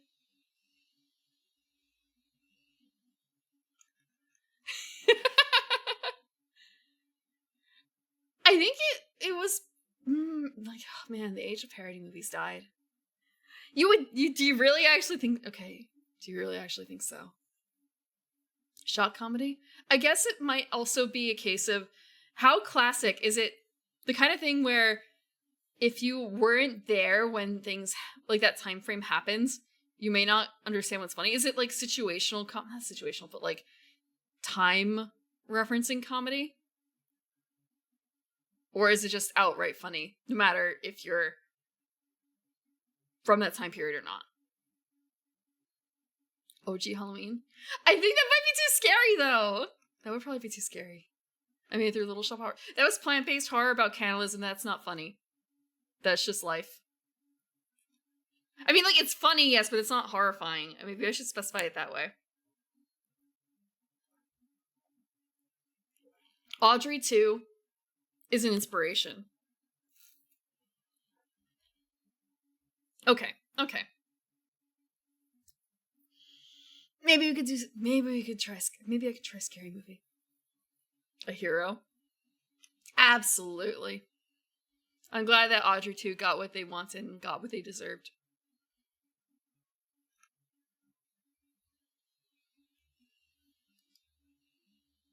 It's a big series.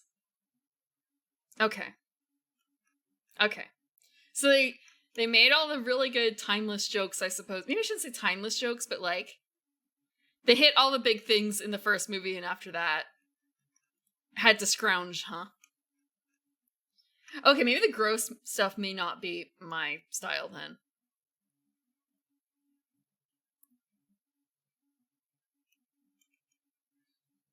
They're not timeless? Okay.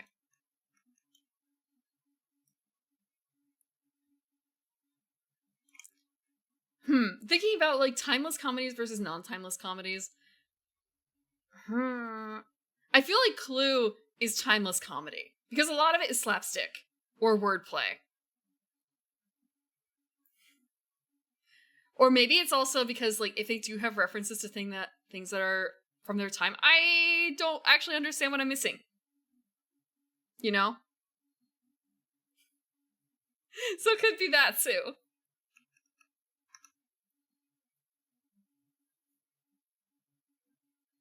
I've never seen 300. I thought it would be too violent for me.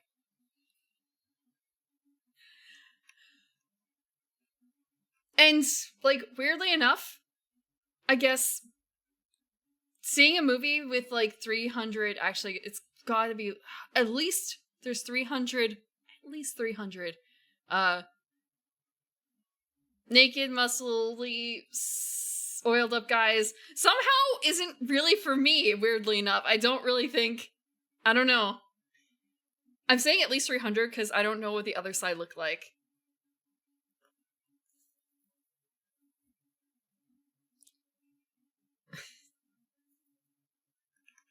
Weirdly. Yeah, weirdly. I don't know. All covered up dudes. I wasn't certain. I thought they also maybe had like monsters and stuff like that buffing up their lines. Like, where were the war elephants and stuff? I don't know why I thought that they would have like more monsters in it. But I guess it's a lot cheaper just to hire like guys with muscle shirts on, basically. Yeah, weirdly not. Like, I don't know. Thinking about it from like a Calico perspective a little bit, like, you know, this should be attractive. Why is it not? Why is it not? I don't know. Well, I mean, like, maybe Callie likes it. It was just more of a, I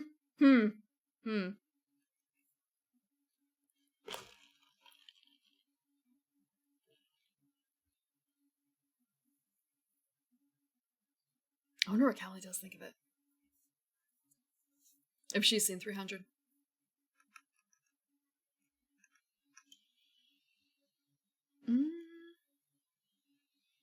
I'm debating on which one I want to do, and this doesn't actually tell you much about the mechanics exactly. Tell you no! Actually, maybe later. Maybe actually later.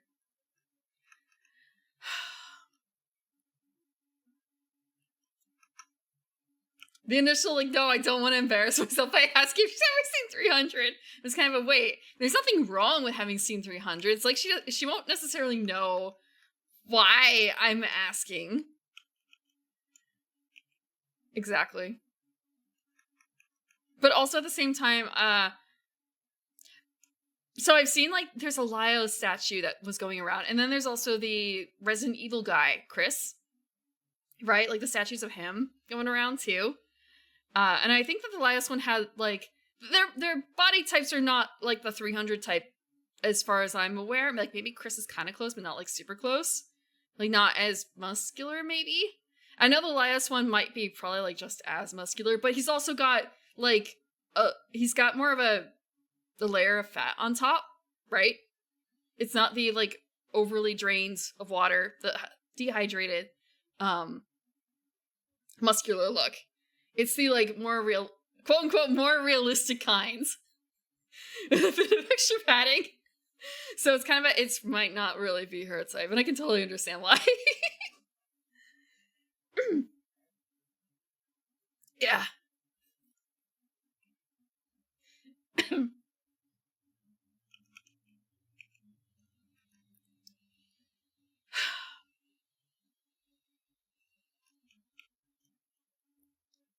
Okay.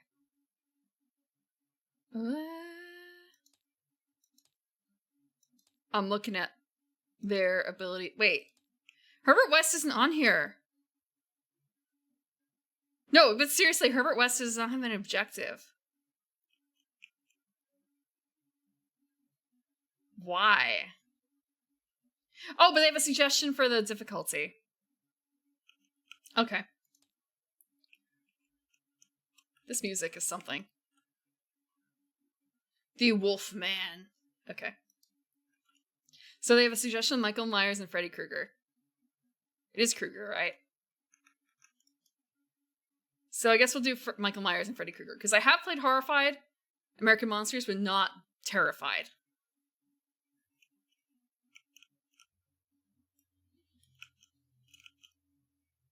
So Michael Myers? Yeah.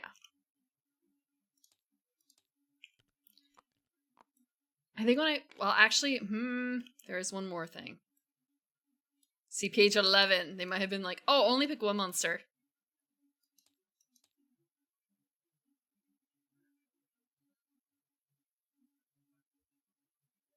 Okay. Villagers are more fearful if there's only one hero trying to save the village. Begin the game with the terror marker labeled 3. Okay. I see. They have it marked as solo play there. Also, there's one more thing I'm going to do. I believe... Neat. I forgot what the shortcut is for this. Actually, controls. There's a way to get it to, like, not hide GUI. Okay, F11. There we go.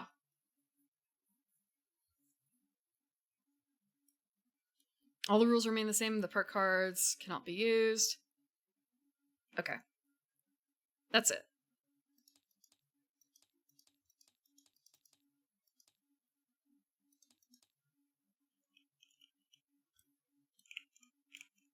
Unfold the game board and familiarize yourself with locations. We got that. Terra marker 3. 10 villager movers and 3 dice next to the board. They're over here somewhere. We got the... monster cards and place them in a deck.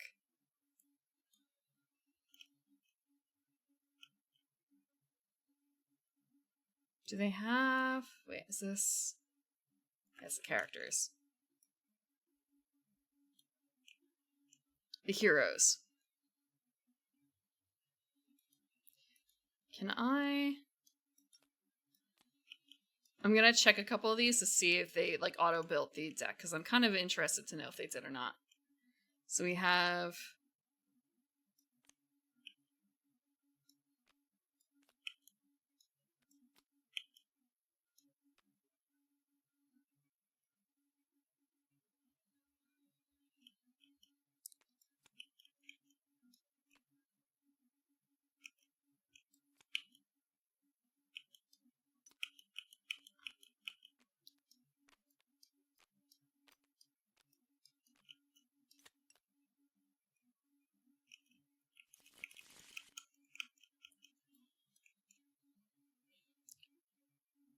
I think it'll be fine. Because I think I remember it being that,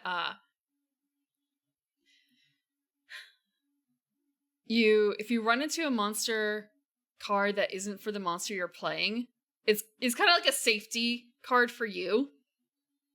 For us as the players. Because we don't have to deal with monster stuff happening necessarily, that's heard. Or, like, not the full monster card anyway. Take each chosen monster's corresponding monster map. Lowest to highest frenzy order. Frenzy order is in the upper left of each map. Okay, so a frenzy of 4 and a frenzy of 5.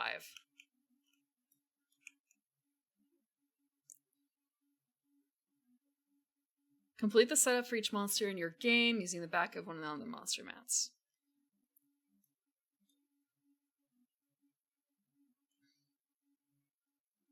Place the frenzy marker on the mat with the lowest frenzy order. Okay. Where's the frenzy token? Frenzy token. Frenzy token?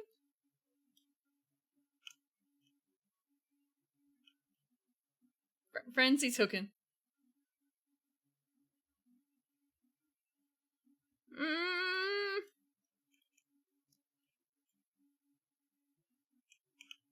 Okay. What does the frenzy token look like? There's gotta be... Oh, it's the fire! It's the fire. Okay. I do not see anything that looks like a little fire token.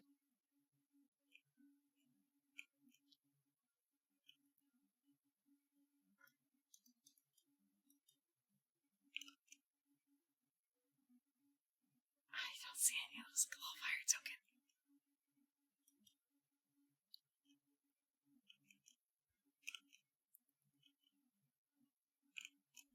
Okay. We'll work on that. I might have to use a placeholder token.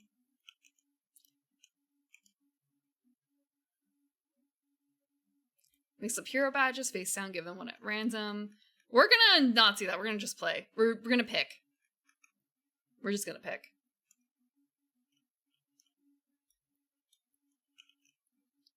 So we have the athlete. Actions are how many, I believe, like things that they can do in a turn. Like moving.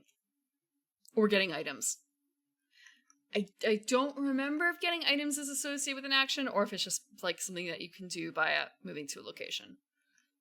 So athlete has no special ability, but they do get 5 actions. Oh, right, I can like zoom in so you guys can see the art a little better because the art is really good here. And like this is all fan done stuff as far as I'm aware. We have the babysitter. Place your hero in any non-water space with a monster. Huh! This is a trope that I don't know. Is that like a special thing for the Jason Voorhees? Because of the lake situation? Like, is she the last one who doesn't die? Is she the one who kills him? We have a doctor. Pick up items from adjacent space. That's really good. Move your hero to any adjacent location that is not across water. That seems a little bit more complicated.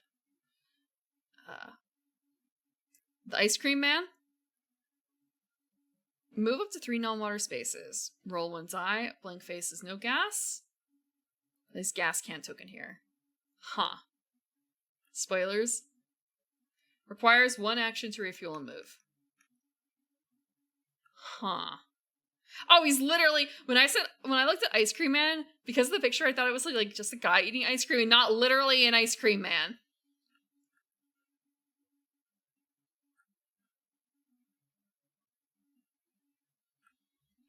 We have mom and dad. Swap an item token with any other token on the board or randomly replace it from the bag. So they get to shuffle through the item deck more easily. That's also good. That's really good too. Dang. Okay. We have Nerd Gamer. Move any hero or 1 villager 1 space. Okay. We won't have any other heroes. It's just going to be us. So that kind of cuts your usefulness down. But being able to move villagers is also pretty good. Place your hero in any non-water space. Respectable. Oh, for some reason I read it as a water space. Like, place your hero in a water space with a monster.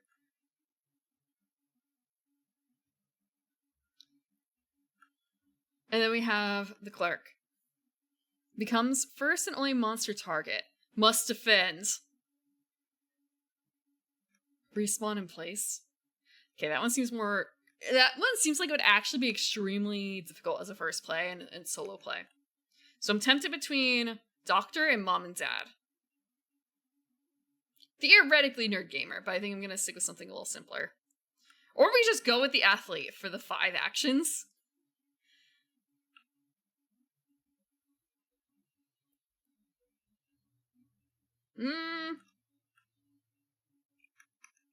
Yeah.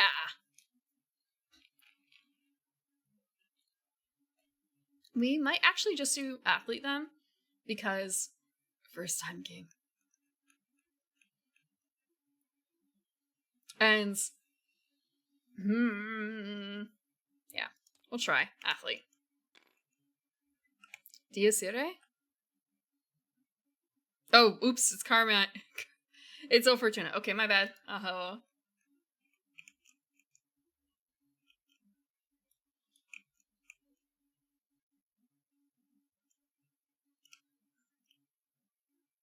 And it automatically places us at the school.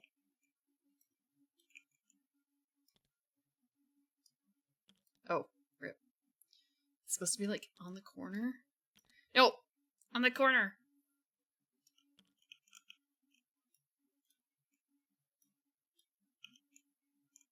Gotta swing the bat. He actually does remind me a little bit of the Higurashi boy. Except he wasn't like meant to be a baseball player exactly.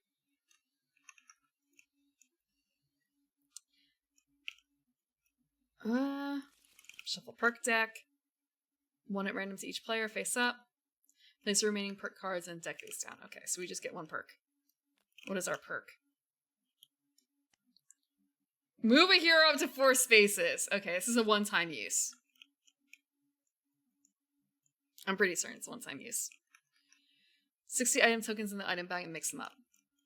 Draw 12 items from the bag and place 1 location indicated on the item. We can just place the starting item. I didn't shuffle, actually. I feel like I should have shuffled. I'm gonna actually... Oh, no.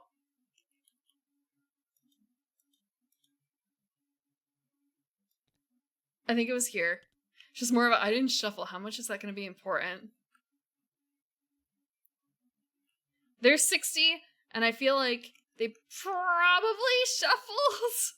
Maybe. Hopefully. We'll find out. There's no way to, like, shuffle the bag, as far as I'm aware here, because I cannot, like, right-click on it. It just kind of is. And I think this might be the only incarnation of this game, really. So I feel like they would have done good for, like, making sure everything is shuffled first. But then again, I can't also find the Frenzy token. Oh! Because it was... The Frenzy token was in the card.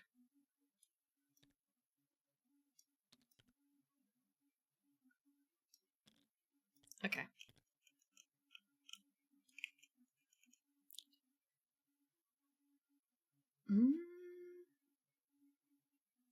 Is this? Absolutely not what I thought it was. There was a movie called The Wolfman that was done with music by Danny Elfman. Like, it looks like a more modern Wolfman. I didn't know that was a thing. So we're basically done with setup. It's a co-op. Each time a hero or villager is defeated, the terror level will increase if the terror level reaches max.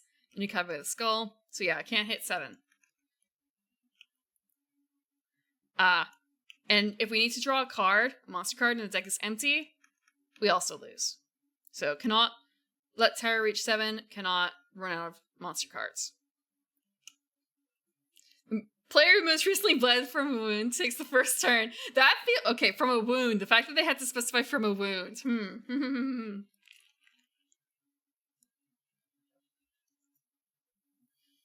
Again, only 1 player. Nice touch. Because if they said just most recently bled, it's kind of a, well, depending on what your player makeup. Yeah. Yeah.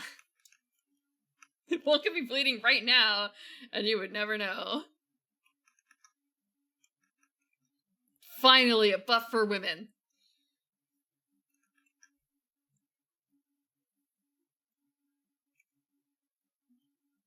Is it really a buff?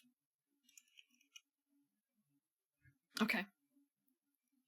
So first we do hero phase and then monster phase. Take as many actions as indicated on your badge. In addition, any player may take any number of perk cards. Do we actually not have to set up any villagers? Okay. We do not, in fact, set up any villagers. Villagers appear of their own, that's right.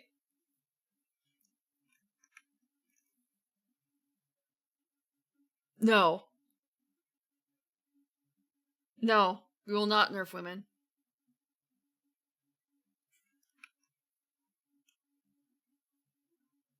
This music's really intense. Actions can be moving, guiding. That guiding is moving a villager from one space to adjacent. Special actions, which we have none. There's pick up, share, advance, defeat.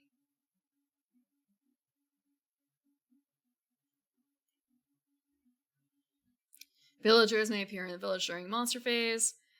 We will be told to put them in a certain location.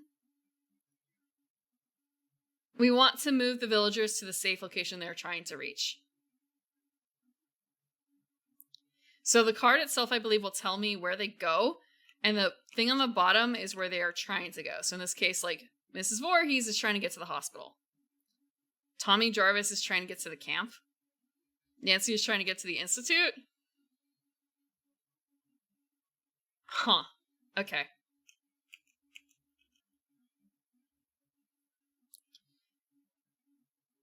Perks can be played on any player's turn, only during the hero phase. Perk is not in action.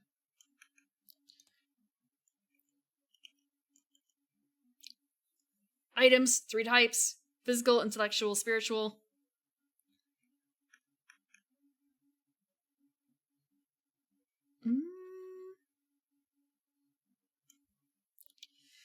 So we can only play 1 item of the color shown per action.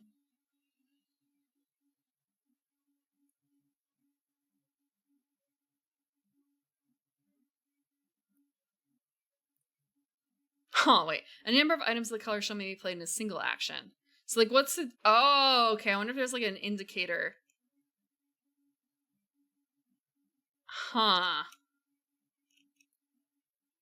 Like, that's something on the card?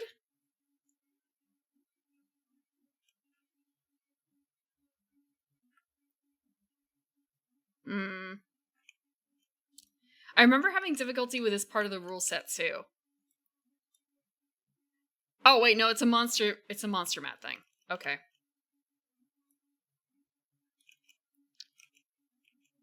So for Michael Myers, help Dr. Loomis find and kill Michael Myers before he murders the babysitter. Thirst for blood, move Michael 1 space closer to the babysitter and move Dr. Loomis 1 spot backwards. There is no babysitter, though. Oh, wait, no, this is the babysitter. Oh, okay. Oh, okay. I'm gonna have to look up how to set him up. So we have to set her up to kill him.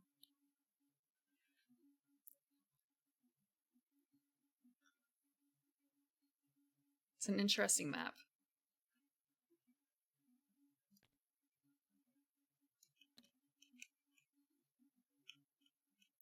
And for Freddy, it is going to be... Freddy will put his victims to sleep and murder them. You are all my children now. Everyone in Freddy's space falls asleep.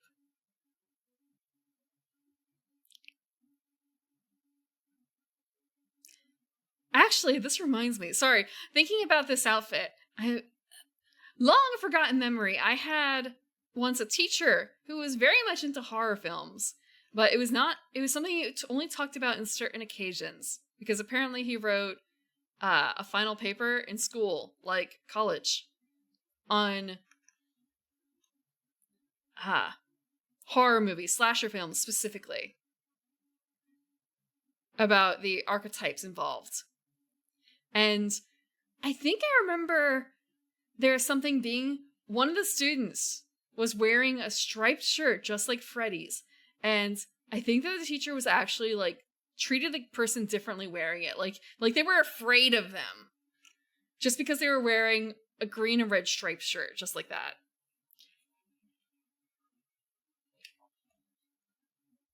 Just an unbidden memory. Freaking people out with accidental cosplay. Especially from someone who likes horror films. Grind his bones. Spend the yellow items of any value in the following areas to destroy Freddy's bones.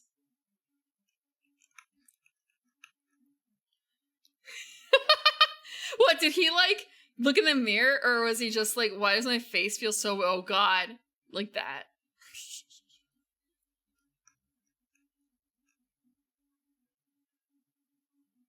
I could totally understand that. Imagine waking up and everything has changed. Oh no, I've become the character that I've been playing, who's been going into people's dreams. Am I still in a dream? Is he actually out to get me? Is this movie cursed? I could see that. I could see that. Freddy kills by bringing players into the dream world.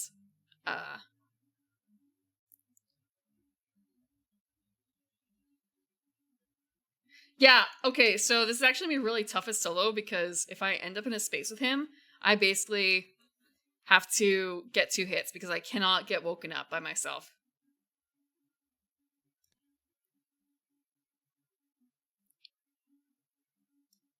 This might actually be a really tough thing to be doing solo between these two.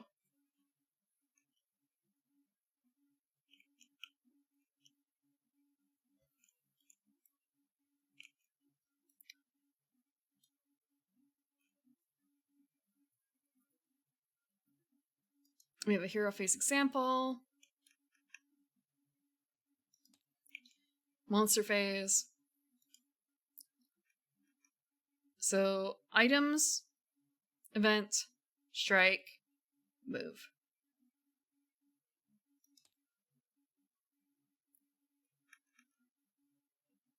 We discard items in order to avoid getting hit. 1 hit defeats a hero. When a hero is defeated, to increase the terror level and moving the terror marker. This might actually be a really short game because I feel like I'm gonna die. Monsters, frenzied monster. So when the frenzy symbol appears on a monster card, the frenzied monster moves and attack. Okay.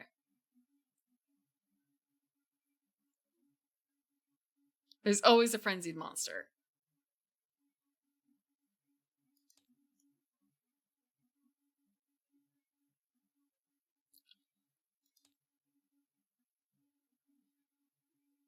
So we have, okay, Freddy has a particular setup. School. We have the coffin pieces are out. The heroes must find the 4 coffins containing the remains. Discard a yellow item of any value. Okay.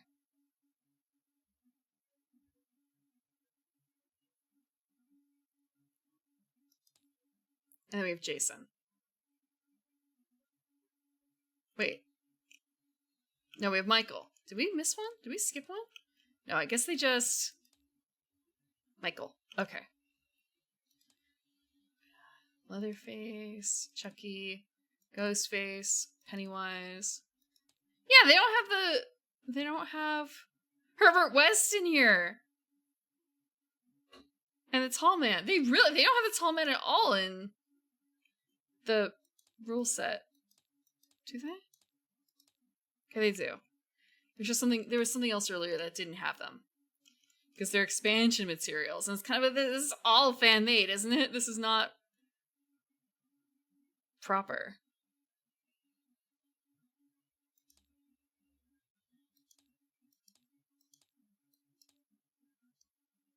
Bring Out Your Dead. Okay, so it's an expansion to it.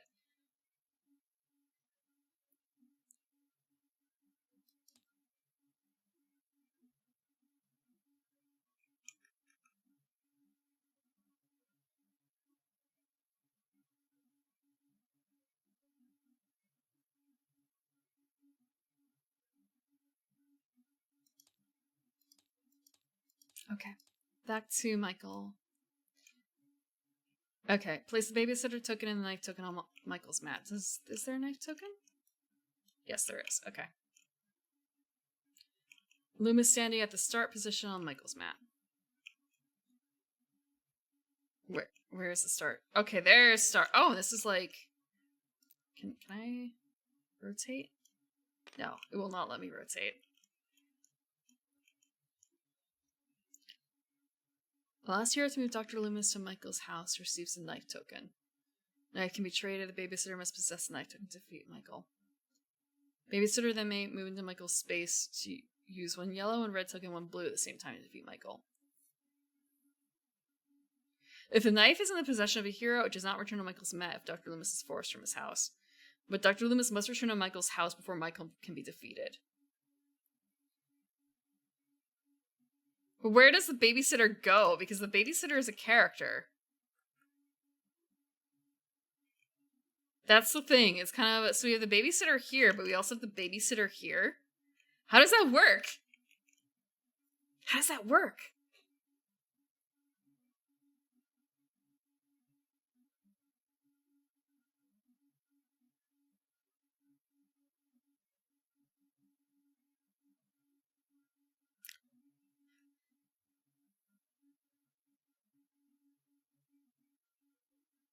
So we ignore the instructions about moving closer to the babysitter because the babysitter's not in play.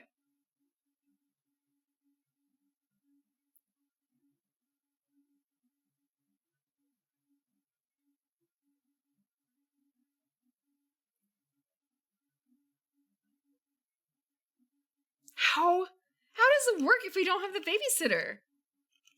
Hello, Sinikami. Thank you for the subscription. Welcome to the garden. I'm also going to do something else. Thank you. Here's a newt newt for you. There's your newt newt.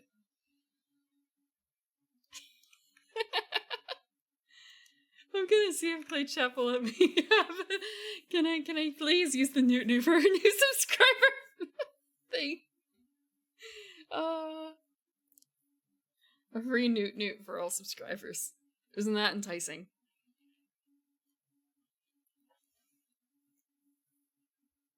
Yeah. How does the babysitter work?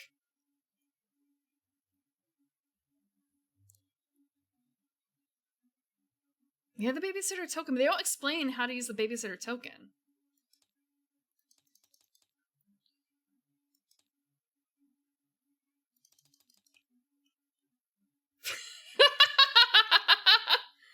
No! Purple's gonna get a free newt newt.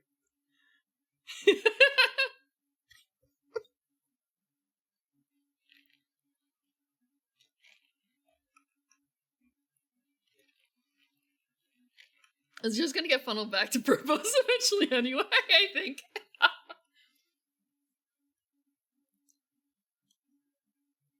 Okay. Let me see. Advanced money. Yeah, it's advanced money laundering, except Amazon gets a cut. And actually, now I think about it, PayPal? Probably PayPal.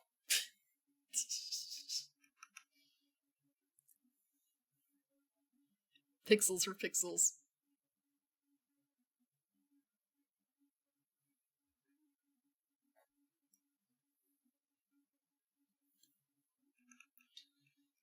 Before the cat raises up. The cat has very slowly been raising, I feel like, because my rigging artist and my actual artist are Canadian. Typo and Boo are Canadian. And I remember thinking like, I'll just wait to make the payment until the... No, it seriously has though, because I got a quote for like, oh, it'll be probably this much in USD. And then I made the payment in Canadian dollars, and it was slightly higher in USD than what they said by like $3. $3 over like a couple $100. So it was just sort of, oh, if only it had gone down. But it is what it is.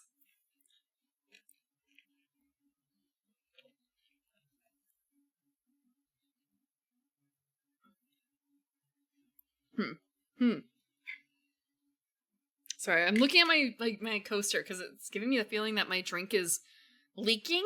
It doesn't look right. The condensation on the bottom of the coaster does not look right.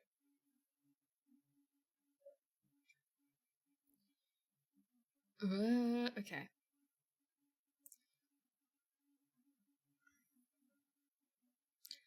Oh, okay, so there's a monster.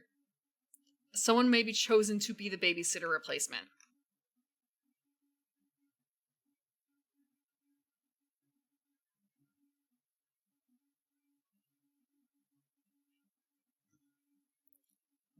Okay, we'll figure it out then. We'll figure it out. It is nice that they have these on the side, because that was one problem I had with Horrified, where I wanted the rules, the general rules, but I also wanted the monster rules right next to it. So having these next to each other is really nice. So we can probably just try and get a few turns in, because I'm looking at the time like, frick. Frick. Okay. It also is kind of helpful that this is a multiplayer game. And because we're only one player, we always just play hero, monster. But when it's a whenever there's more people playing, everyone gets their own monster turn. So it's just normally in a lot of games, it'll be like, oh, all the heroes take a round and then the monster takes a round. But not so here. The monster gets just as many actions as the hero does.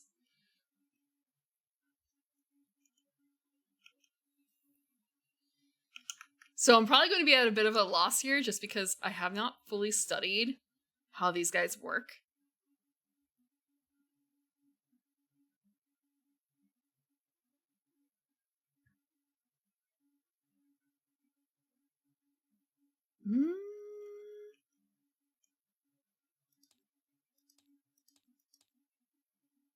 Okay, Freddy.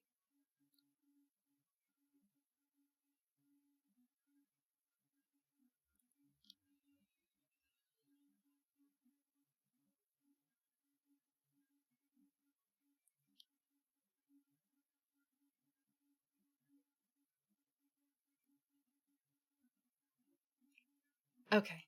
Thank you for the lurk. The writing for this is a little wonky. But double checking what we have to do. So, for this, we have to...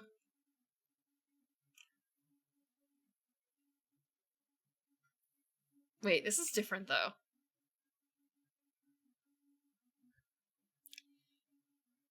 While in the space of the coffin, a hero may take an action to grind the bones in the coffin. Discard a yellow item of any value.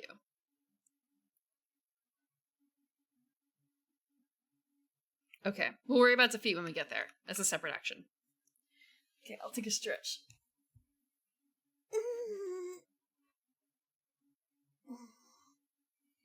Okay. I'm not done stretching, I'm just looking at the rules too. Okay. Ow.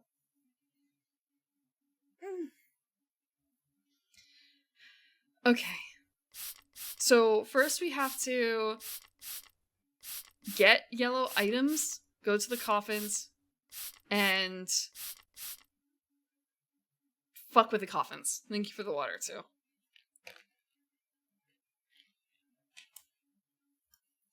So currently with our tasks, we'll need to get yellow tokens. For Michael,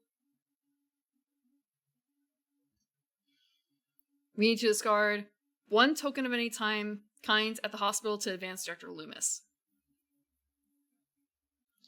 So we need to get Dr. Loomis to Michael's location on the map. So we have to play a little game of Candyland, basically, here. Dang. Okay, I think we know enough to start. We have tasks to do. I said for this we need yellow. Yellow is spiritual items, I believe. Because there's like, no, I've literally not even started. Yeah, it's spiritual. Yeah, you know, sometimes people are just evil. Not much to be done about that. Wait, whoa. I may have miscalculated. We literally start at the school with Freddy. I think that's really, really bad. This is Terrified. It is a fan-made Horrified spin-off.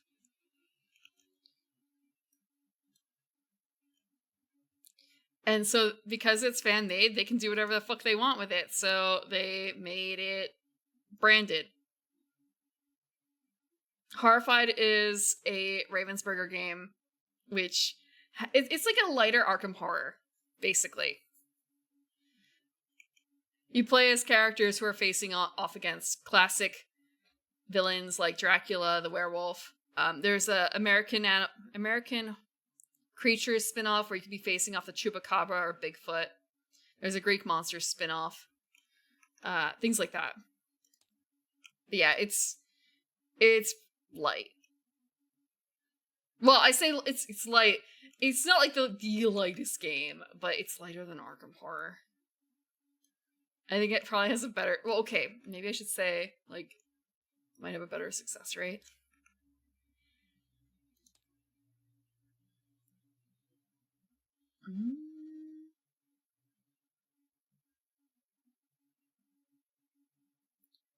Okay.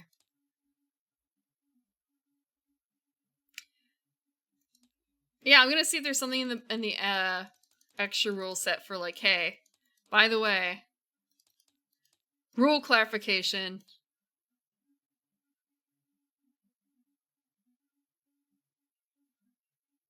How does it work when you automatically start in the same location as Freddy?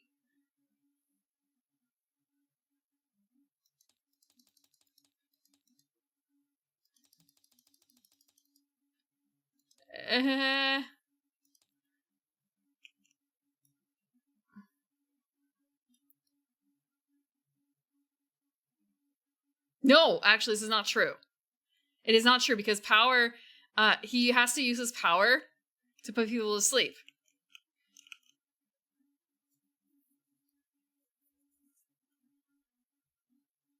He has to actually hit them for them to fall asleep. Okay. Good to know. Gotta read the rules a little closer.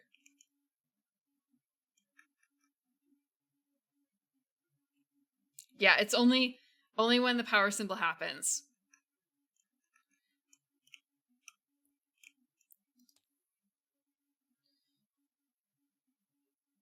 I feel like special delivery and conduct an investigation. We'll know when those happen.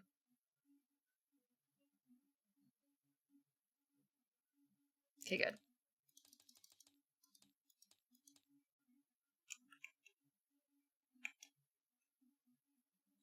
I feel bad that my first thought was Futurama. No, it's not Futurama. It's the Fantasia and Bald Mountain. Yep, okay, Fantasia.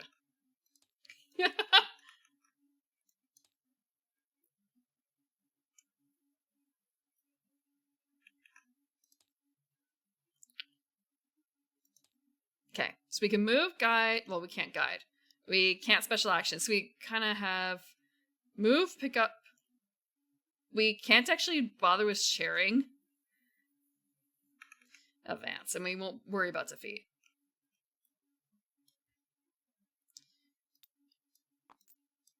Okay.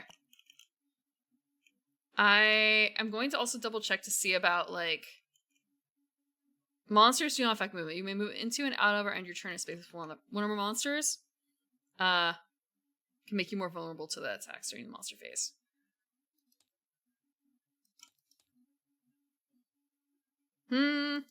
Really?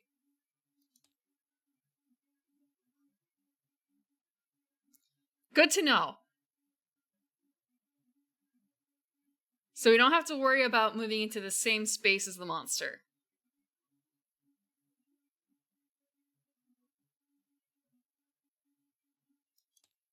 That feels very strange, but very useful.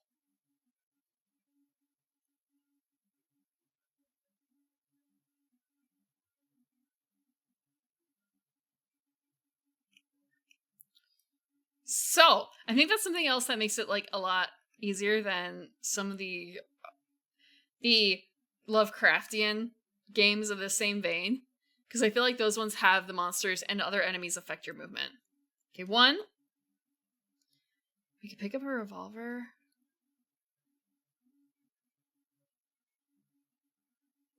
We could immediately start dealing with a coffin. In fact, I think I will. Actually, yeah, we will. 1, 2. Actually, 1, 2, 3, 4, 5. 1, 2. Oh, there's a bunch of yellow items over here. Actually, 1, 2, 3. We're gonna take all these yellow items. These are like everything we ever could want.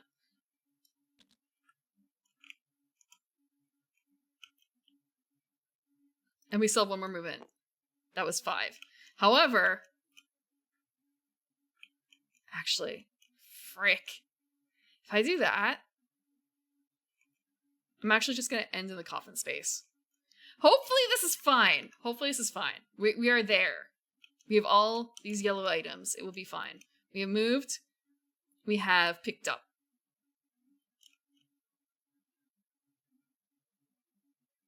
Yeah, that's it. Next is a hero phase. I could have spent my perk card, but that would only be for movement. I can't use it for other things. Which is why I checked. Like, is it actions or is it movement? It's movement. Frick. 1 monster card from the top of the monster deck. And resolve everything on it. What's the monster deck say? And there's also, we're limited. I don't know how many cards, but I feel like it's probably like 60. Let's check. How many monster deck? They don't tell you how many monster deck cards there are. 32. We have 32 turns to deal with this. 32. Surely it will not take 32 turns. Okay. Place Tommy at the graveyard.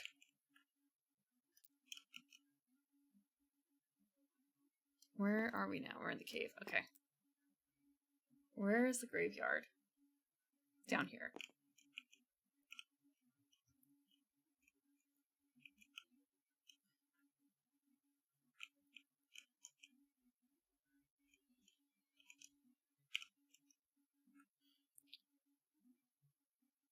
I don't know what Tommy is from. I'm guessing it's from the Ghost Face game. I'm guessing. Is that fair? So, looking at how to read the monster card.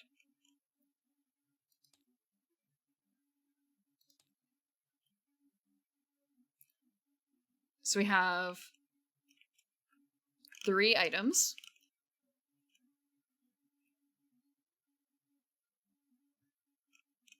That we put out.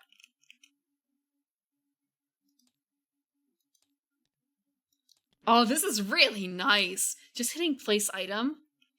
Oh, okay. Friday 13th.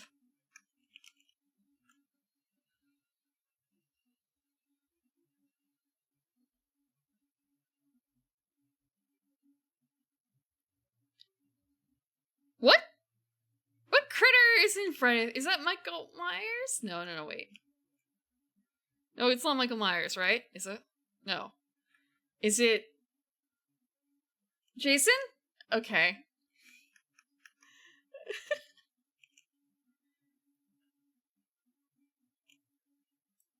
I don't know my monsters very well. So we have an event. Events has happened. Monsters. So left to right. So we have...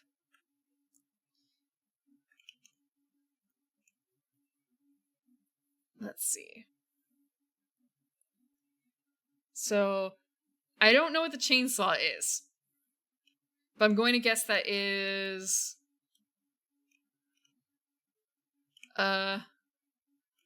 Leatherface? Yeah, it's Leatherface. Okay. So theoretically, Leatherface and the Scream monster, Ghostface, would do it. However, Frenzy, the Frenzy monster will do. The Frenzy monster will attack.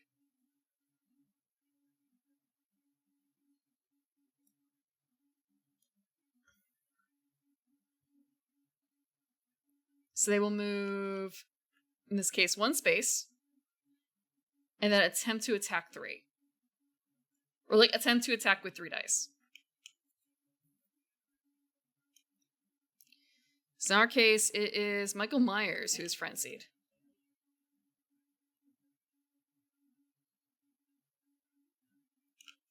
So he's going to move up to the laboratory, and there's nothing there, so I believe that he is not going to attack. Correct.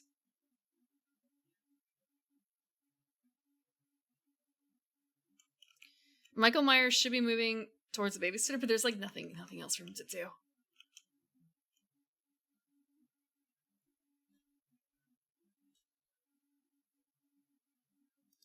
And now we start again.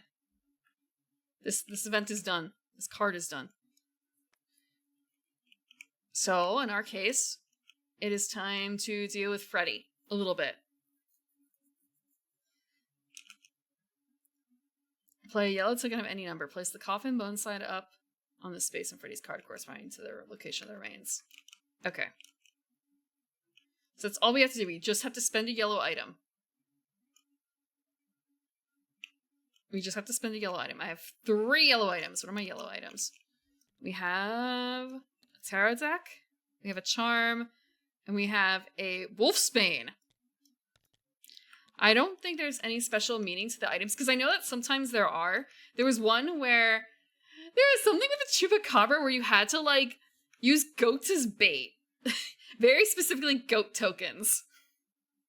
So, I don't think there's anything for these monsters like that.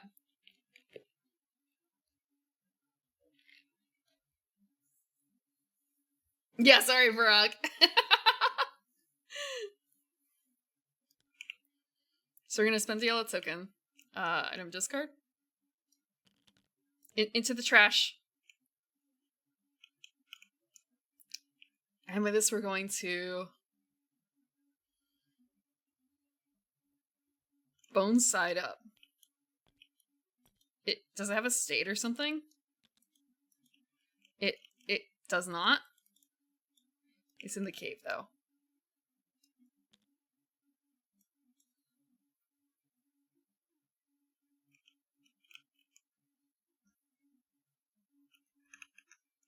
So that's one item done.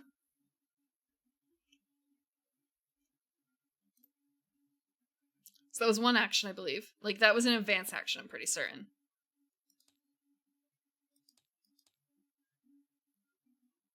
Yep. 1. Actually, now I'm thinking about, like, I could use my rush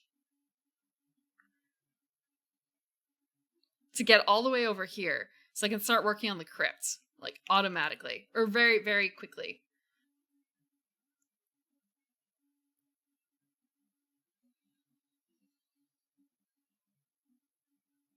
And that is probably also the safest thing to do. Where the fuck is Tommy? Tommy's over in the graveyard. Okay. Yeah, I'm gonna go down there because Tommy. And we're gonna use our perk. We're gonna use our perk to move it here up to 4 spaces. So one action. A perk I do not believe counts as do not count as an action? Does not take an action, correct. So that's only one action for using the advance. Action number 2. Action number 3 is going to be advancing. So we're getting rid of the crypt. 1. 4. 5. That's action number 5. Next is going to be hoping that Tommy is going to be safe down here in the graveyard. Monster deck time. Place Nancy at the hospital.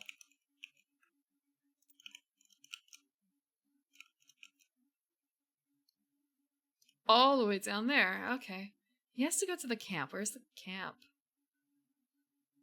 Oh, camp is up there. She has to go to the institute. Institute is...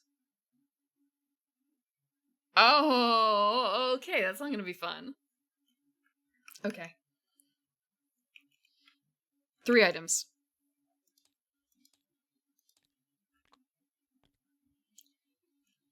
So Freddy is going to move and Michael Myers are going to move. Okay. So they get to move 1 and attack twice. So I'm the closest, but there's only 1 place for him to move. Move, no attack. Next up is going to be Michael. He's going to move up to the shop because no matter what, it's going to be closest to both of us. Yeah, I'm still the closest. And they have nothing to attack. My turn.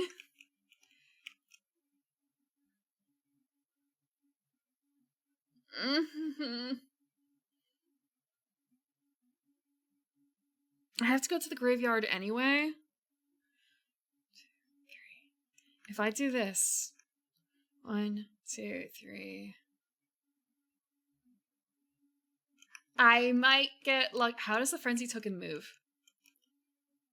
How does the frenzy token move? Might be a good thing to learn.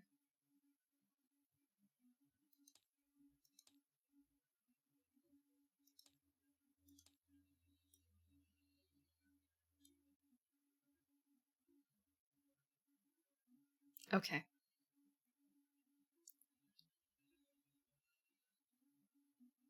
Okay, so it's just gonna be when the game tells you we're gonna move the frenzy token. So it's kind of okay, this is gonna be not gonna be happening anytime soon. So I'm going to just have to assume that he's gonna have an action every time because I think that I don't actually know if there's always gonna be a frenzy, but it feels like it's kind of like, is this just a reminder that the frenzy moves and it's always gonna move, or are there gonna be some cards where the frenzy doesn't do anything? We've only got 2 out of 30-ish cards. We're gonna move over here. 1, 2, 3. We're gonna deal with the last coffin, or not last, the second to last coffin here. So we're gonna dispose of this to get rid of this. I feel like the safest thing to do is focus down one monster instead of splitting.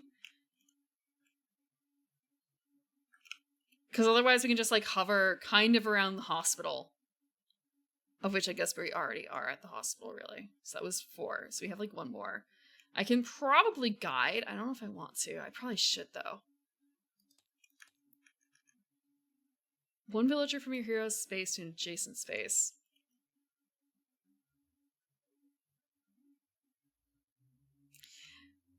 I'm just going to move up here, actually. So I can actually beckon both of them to me next turn, and I will be the one to suffer if Jason comes this way. I'm going to suffer. Monster deck. Place penny. Okay, we don't deal with that. Because it's a monster that isn't here, we don't deal with it. So Jason's going to move 1, and he's going to attack twice, but he won't be hitting us because he's not that close yet.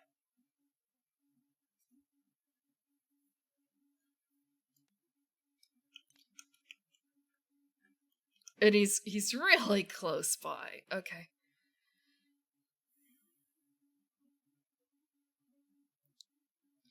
I can only save 1. I feel like I can only save 1 because of how things are going. Because it is going to take me some time to like... It's going to take me some time to deal with this. Because if I move... I'm pretty certain the rules are going to be...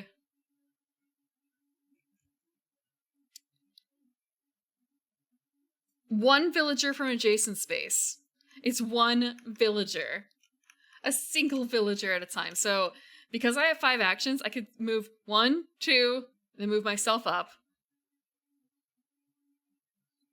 3, 4, and then I'll move away, and I'll just leave them in Jason's area. That's bad. I feel like they might actually be a little safer 2 spaces away. How does it work if...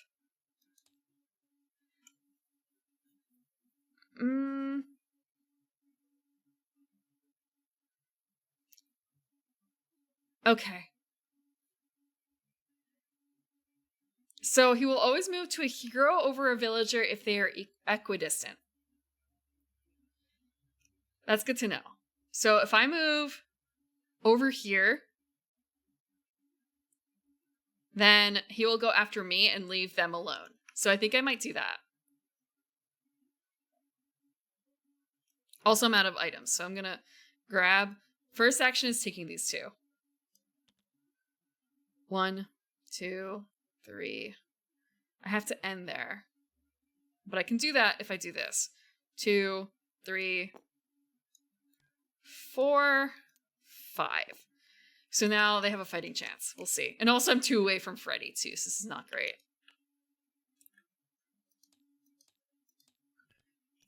Do they float? I don't know what this is a reference to either. Place Georgie at the mansion.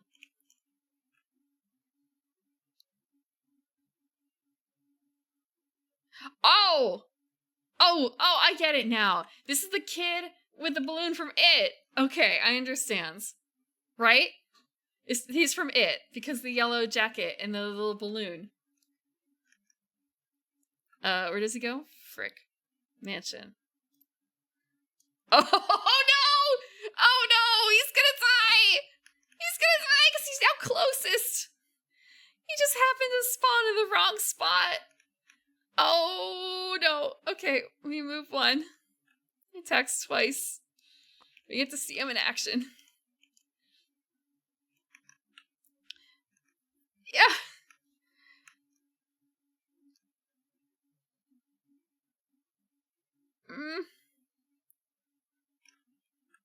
He rolls 2 dice. We'll grab these 2. Looking good. Yeah, it's just really bad luck. Okay, so he has 1 of each symbol. So he gets... Power is activated.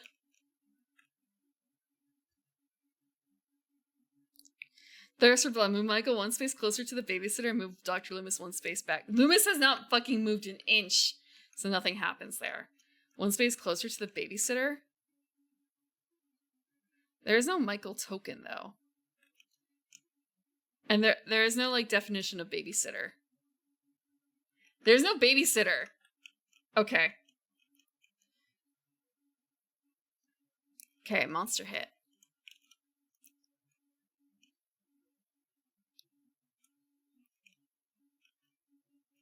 Okay. So he's dead. And the terror track moves up to 4. So I can only afford 2 more people dying. And that, otherwise it's endgame.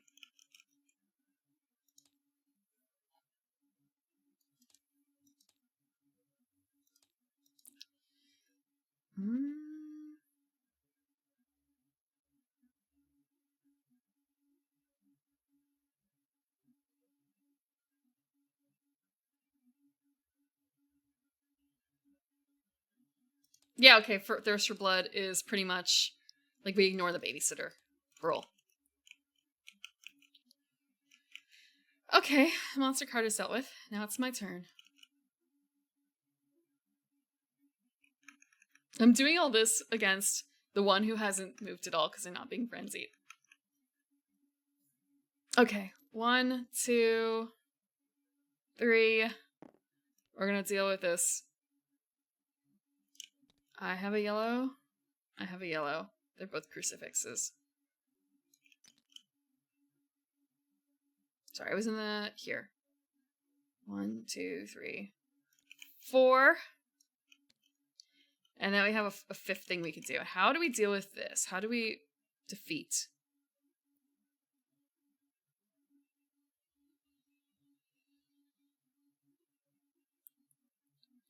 We take the alarm clock.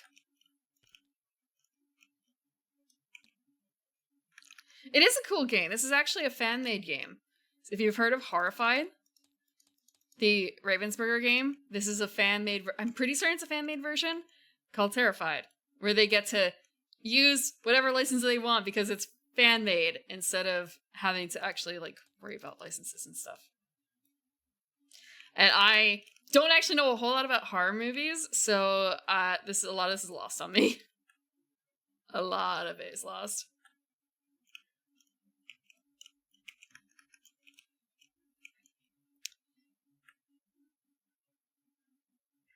So you have to go to Freddy's space.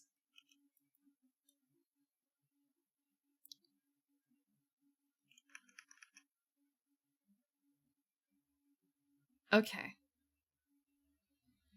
Looking at this. 6+ red tokens. Okay, 6+ red tokens. When they say that you need red tokens that are a value 6. Not like literally 6 tokens, I think.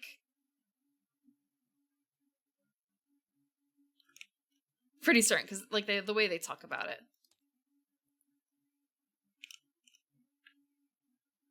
Yeah. You need multiple tokens with a total value of 6 or more. So we have like one more action, so I'm going to move to the tower.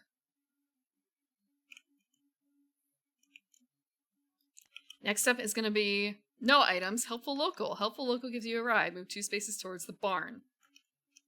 Do I have to? Where's the barn? Oh! Actually, it's kind of useful. 1, 2. Toward the barn. We're at the barn now. Oh, look! There's no frenzy token. There's only... I feel bad. It's kind of a wait. Hockey mask is Jason. Jason's not in play. Therefore, no monsters. No monsters that are in play are dealt with right now. Beautiful. Okay. And now it's our turn. So I get to pick up a bajillion red tokens. I'm gonna grab all these. 1, 2, 3. It feels weird to just let this sit. It feels super weird to just let this sit. Like we have actions, but we can't really take them. We just have to wait.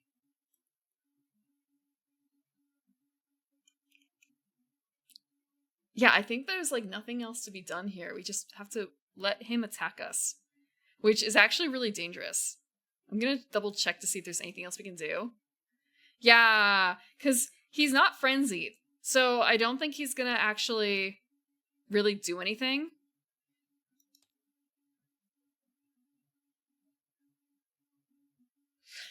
It almost might be better to just actually let him like sit and do his do nothing and focus on Jason. Because he's basically, all we have to do is defeat him. All we have to do is defeat him. And he's not really a threat because he's not frenzied. Right now, anyway.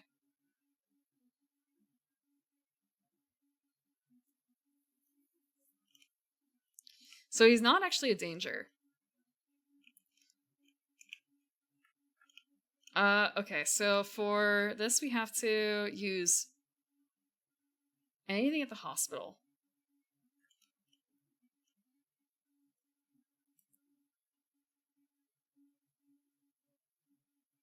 Hospital's all the way down there.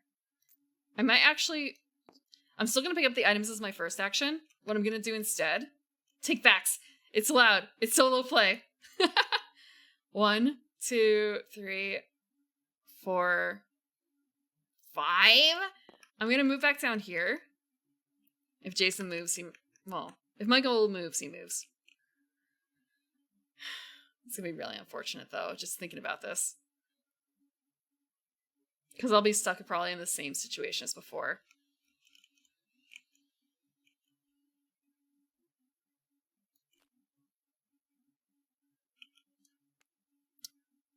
Two. Okay. Please, Karen Barclay at the shop. Karen Barclay.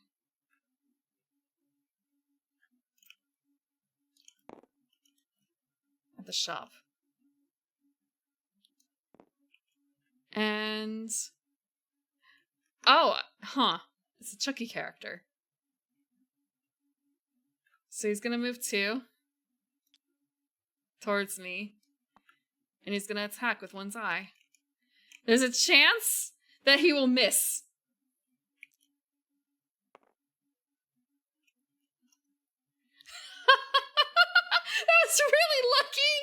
That was really lucky. He missed.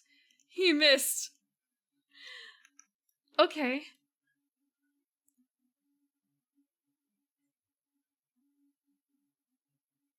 That's it. He missed.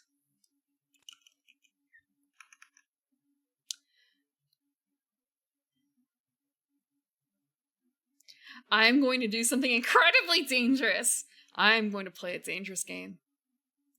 I am going to herd my little sheep. 1, 2, 3, 4, 5. If they hit me, I have items to dispose. I can protect myself. Swing, batter, swing. Okay. Where do they have to go, actually? Shit, the Institute and the camp. The Institute is over here, and the camp is in the opposite direction. Ah, lovely. Okay. Guiding is separate.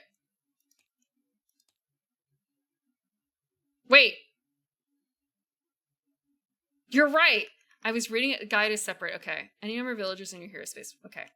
So actually, what I was doing before, I was here. So it would be 1, 2, 3, 4, 5. Theoretically. The reason I'm moving 5 is because I have no special actions aside from movement. That is my ability. I'm just really fucking fast.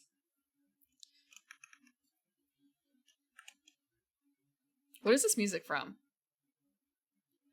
Is it bad that the only reason I know this song is because of Venture Brothers? All I can think about is Henchmen! Dun dun dun dun dun dun dun dun dun. That's it! The fucking honky and like, Mom, not now!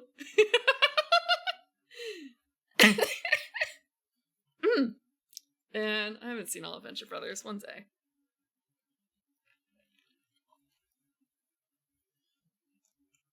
Someday.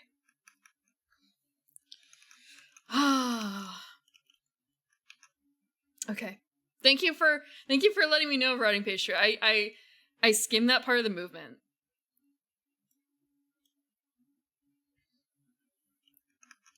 Like, I've played this game before, but it was 2 years ago. And I played American Monsters. Like, the American... God, what is it called? You know what I mean, maybe. The American Monsters version.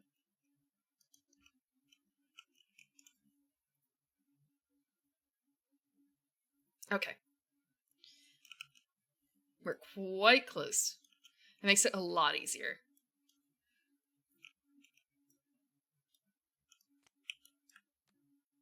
Two items. Prescott family member. If no hero has the Prescott family token, give it to the current player.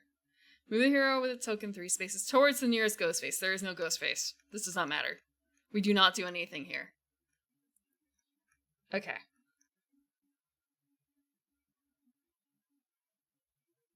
So Freddy moves. 2.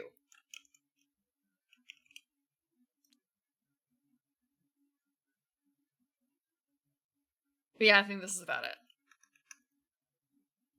It's the same outcome either. Oh wait, actually, you know what? I forgot about her. I did not actually see her over here. She goes to the precinct, huh? We will deal with her in a bit. She can stay there because that was a mistake on my part. I literally did not see her token. Okay.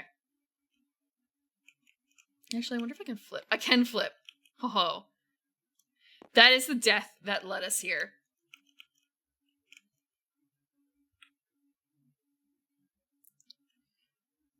That's it. Our turn. So I can use 1 to move Nancy to the Institute as a guiding movement. And I believe then I get a perk.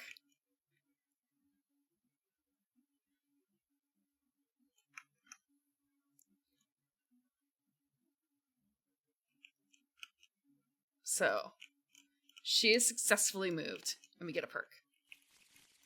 Yep. We got Rush again. Okay. That was one thing. That's a lot of tokens on there. I could just go over there really quickly, but I should instead move. This is our second action. 2, 3, 4. I want to go to the camp and the precinct. They're right next to each other. Sorry. 3, 4, 5. We're going to end up here. We're taking everyone for a ride.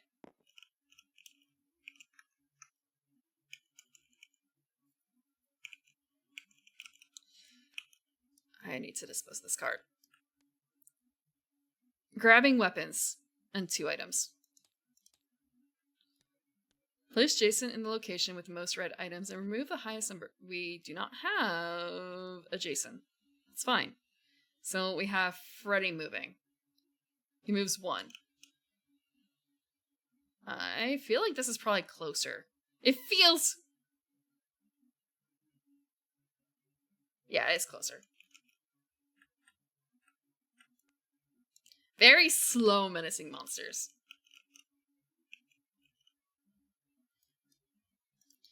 Okay, so Tommy, our first action is going to be moving Tommy over here onto the camp. That gets us a perk. It's a repel. Move each monster up to 2 spaces. Tommy gets moved off the board. That probably should actually happen first. That was action 1, action 2, action 3. Off the board. Perk.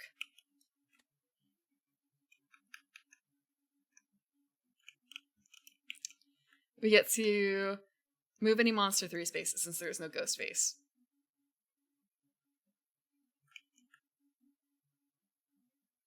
For a second I thought that there was a 2-headed dog in here. Okay. We are so close to danger here. I believe I have only 1 action left because of how I started here. 1, 2, 3. Wait, no, I guess maybe I've 2 more? Because I started here. 1, 2, Mother calls.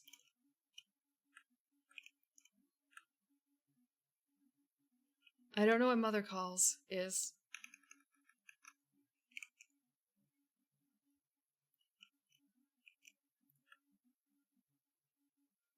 Two more.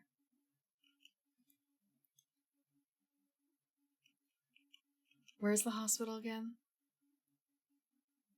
Where's the hospital? The hospital, wait. It's down there. I have to deal with the hospital. I have to deal with the hospital.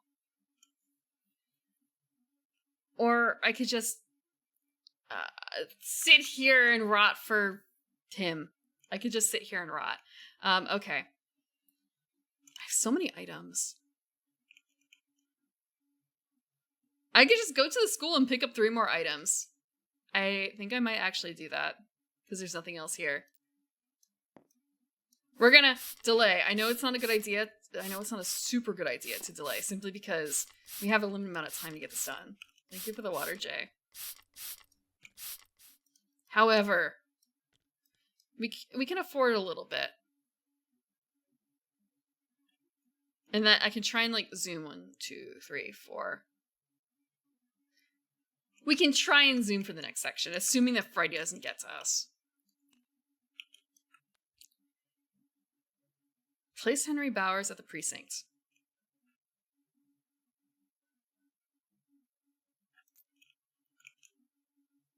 And he wants to go to the dungeon. Thank you for the water, Jay. You know, I was pretty sure this is going to end very quickly just because I was going to fuck up. Apparently not so much. Dungeon, where the hell's... Oh, the dungeon's right over there. Okay. So... if we... Alright, we have to finish doing this. I don't think I placed the items yet. Ghostface. Michael Myers. I actually feel like I may have been... Hold on.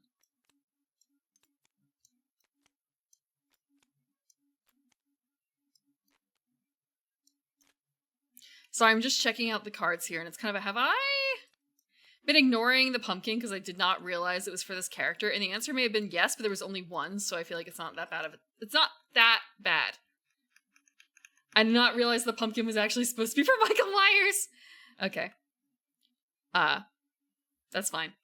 It was just once. So he goes twice now. He moves once, attacks.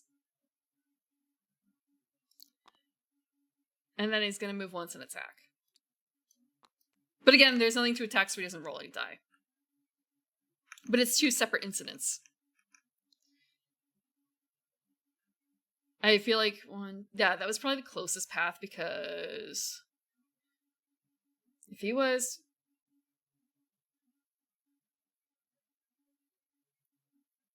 Yeah, that was always the closest path. Our turn. So what we really have to do is go to the hospital.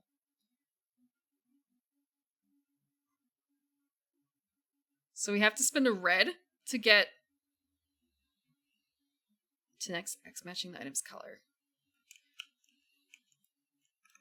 Hello, Kingsay. No pumpkin ramen today. No pumpkin ramen today. I did have apple dango, though. I've had the apple dango and I've had the lemon dango. The lemon dango tasted like if you had a lemon meringue pie with just like the lemon curd part, and then put that on top of dango and ate it. It had like actual lemon pieces in it too. Not like big chunks, like softened, like marmalade textured lemon bits in it. Same thing with the apple though. The apple tasted like apple. Very sweet apple. And it had apple bits in it, but again, like very soft, like not interfering, just enough for you to know that this was actually once an apple. They did not just like stick the entire thing in a blender and make applesauce. I still have a couple more pieces of dango to go through. Basically like a dango a day at this rate. I also had the, I think it's the Mitarashi dango. It was pretty standard. I also found that they do ship. You can, if you're in Japan, you can order a container of ramune dango. But you have to be in Japan. It doesn't seem like they ship outside of Japan. But also, I guess, if you happen to live in the greater New York City metro area, you could theoretically go to a certain grocery store and pick this up. So I've heard.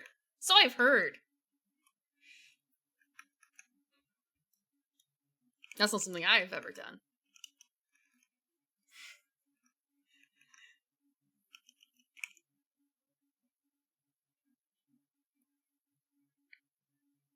And who knows, maybe they'll also do it in other areas too. Okay. I was going to do something. I was going to check something about the rules, since we know Freddy's point. Wait, no, Michael Myers is different. I'm so sorry. I get my critters mixed up. I get my people mixed up. I can't. They're all big white guys. I can't tell the difference between Michael Myers and Jason Voorhees. And I'm just. They have masks on too. Their names are not like super similar, but at the same time, like, they're different masks. Oh my god, they're both white. They're both white masks.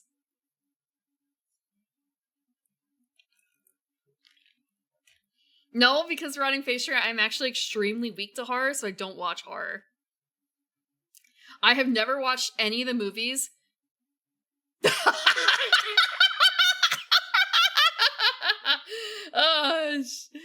Held for racism. I am going to allow this. However,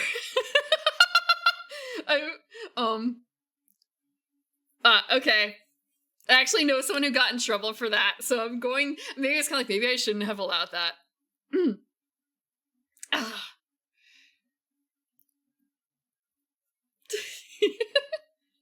I actually really cannot tell the difference between I mean, it's not that I can't tell the difference, but like looking at them from a general perspective, they're both white guys, big white guys with white masks on, and they have like very Jason, Michael. This is like top 20 names of the 80s. They're difficult to tell apart without additional context, I guess.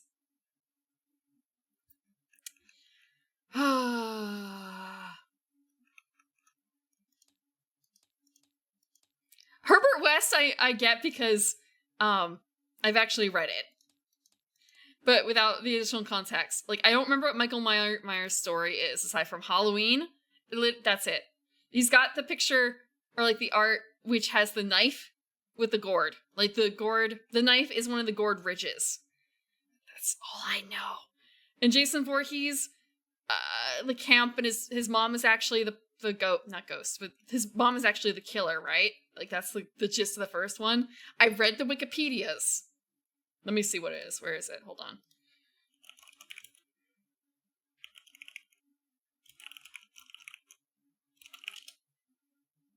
No, it's not this. What is his name? What is his name? Where is he?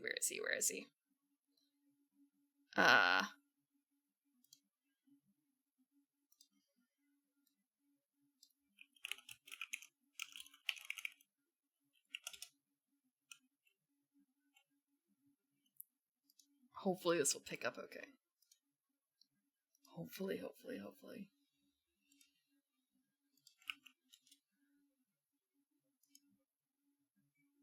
Will this work? You guys have probably seen this, because I believe this has been linked. I'm also gonna mute the music for this. You've seen this, right?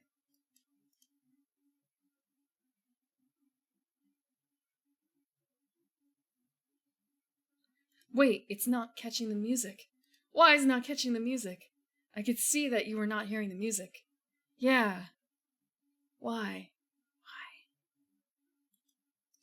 Where is the music? Where is the music?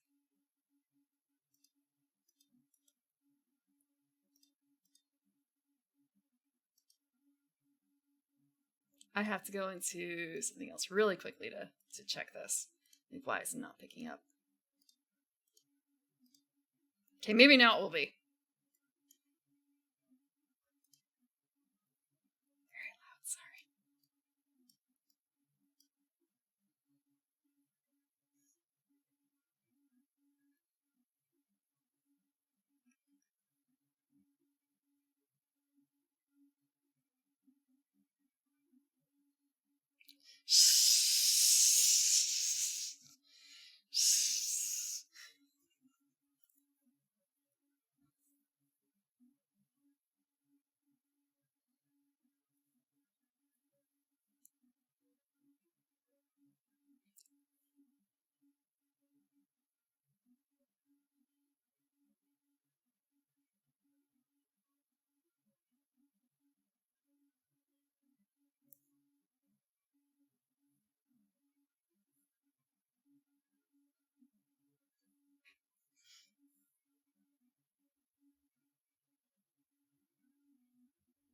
Yes. Yep.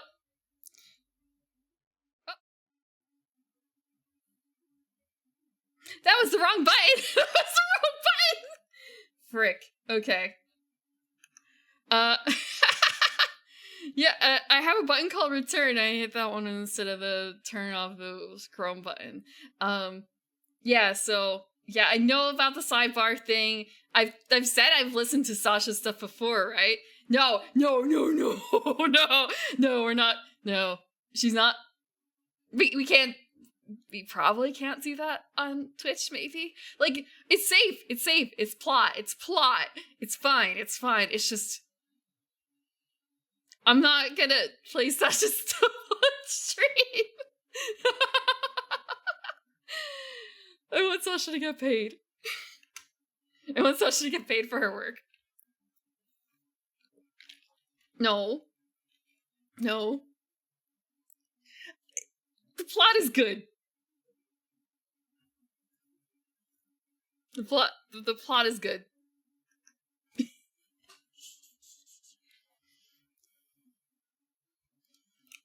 Okay. Let's see. Yeah, I don't watch women at all. Never. I've never watched a woman in my life. Ignore me earlier today.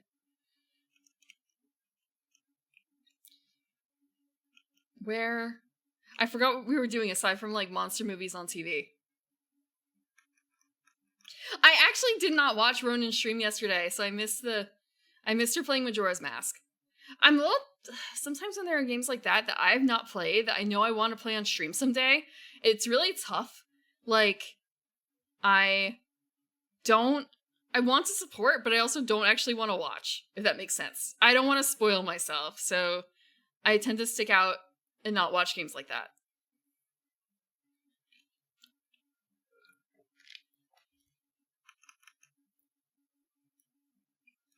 Also, I realized I made a mistake when I posted that one video about the Zelda games. I did that manually. I grabbed the screenshot from Wikipedia and I cut out all the years where there were no games. I actually modified it a little bit more. And I accidentally put 2004 on there twice. Like, once where it belonged, and then again later on in between, like, 2016 and 2017. Something like that. Or between, like, 2017 and 2019. I accidentally put 2004 back in there. So, slight elongation of the timeline. You go for an extra loop.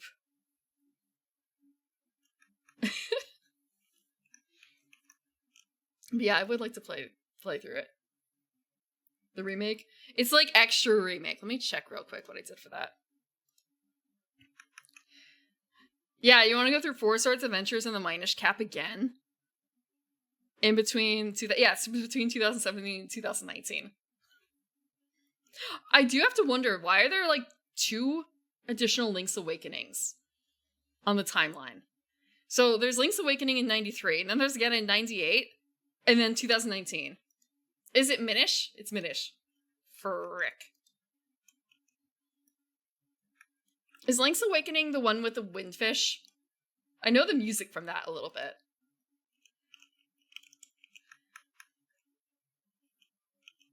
Okay, because that's like the only one that is does not have Zelda in it, right? Or not, I shouldn't say that, it's not the only one, because Majora's Mask also does that.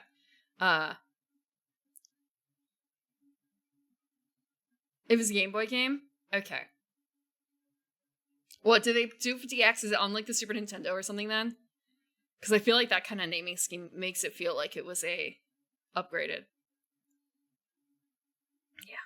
Let me actually grab that. I'm gonna remove this dude. I'm removing it. I had an extra doot. Let me... Zeldas.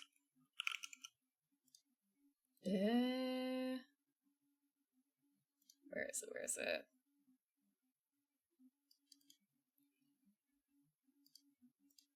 Yeah, I have a Zelda list right here. I did color dungeons. Oh, okay. But yeah, this is literally the Wikipedia information, just edited a little bit. Huh. Okay.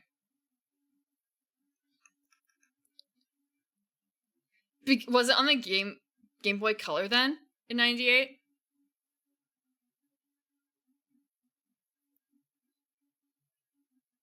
Okay. And I assume that 2019 was probably on the Switch then? Considering Breath of the Wilds?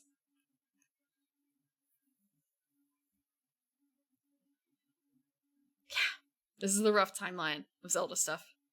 Someday, I will move on to Adventure of Link. I know I've played some of them out of order, but that was in the past. Please forgive me.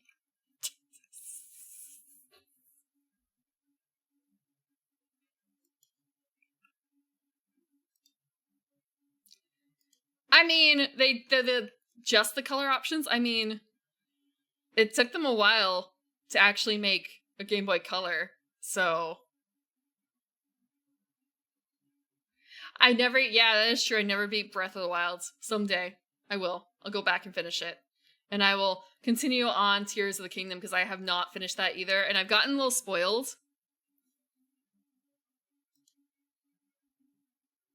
I've gotten very slightly spoiled.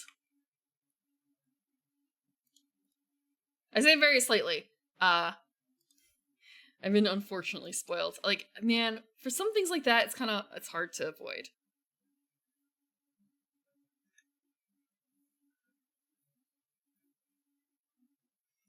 And for the new one, Echoes of Wisdom, I want to buy it and I want to play it, but probably not right now. I'll probably wait for another bit before I do that. And again, like someday on stream, TM, someday on stream.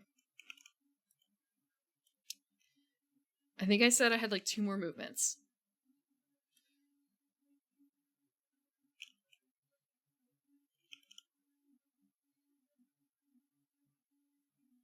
Unless I decide to end my turn here.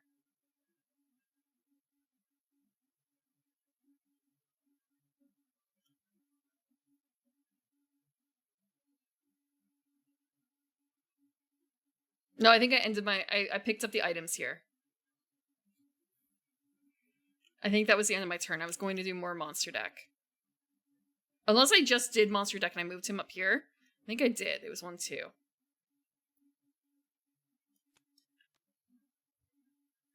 I just did monster deck?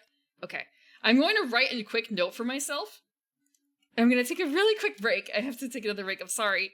Okay. So monster turn next.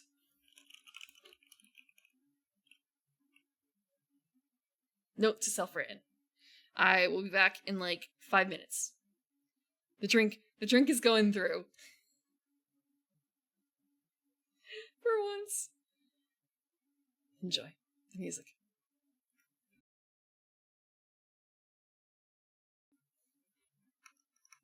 Crazy lady. Really?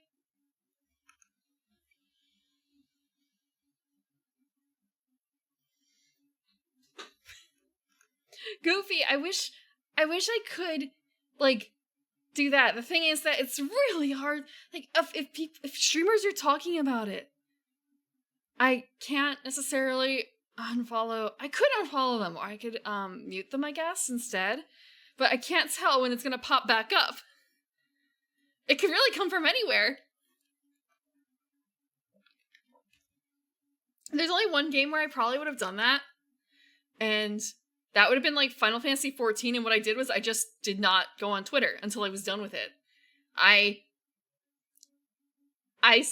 didn't really speed run exactly, but I ate it up as much as possible in a week.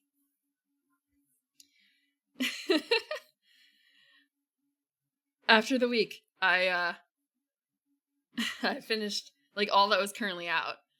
And right now, there's some stuff I'm not caught up on, but it's side stuff, so I don't super care. Like, oh no, raid spoilers. It's my fault for not having done the raids yet. Not all the raids, anyway. I've done some of the raids. But I suppose I don't care about the games that much to, like, create an entire new account. I can't. Well, I can, but I couldn't.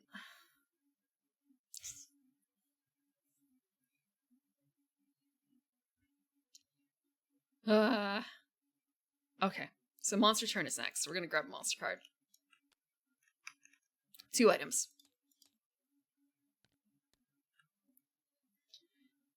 Kill the babysitter. If nobody's playing the babysitter, the current player gets the babysitter token. We are finally a babysitter. We are finally a babysitter. Move Michael 3 spaces towards the babysitter.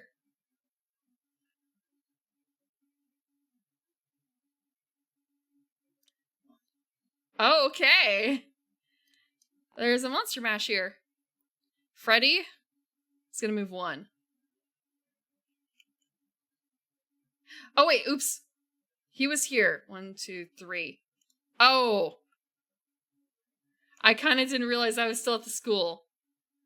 3 spaces towards the babysitter. Yep. Okay. I thought for some reason I was over here. Okay. Freddy is gonna move 1. It'll be fine. It'll be fine. The problem is more so the precinct now. He wants to go to the dungeon. So if I move 1, 2, 3, 4, 5, we can drop him off at the dungeon and everything's cool. And we get a perk. I have so many perks. I need to use the perks. Move each monster up to 2 spaces. Move hero 4 spaces. I could theoretically just start running 1, 2, 3, 4 towards the hospital.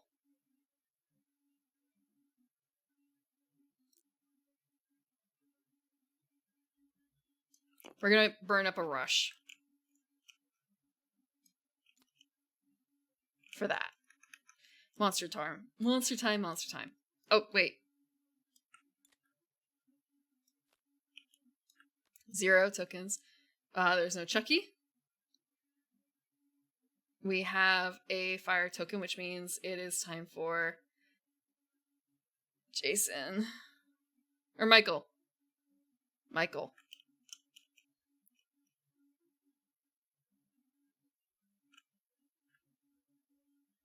He's gonna move 1. Now they're monster mashing.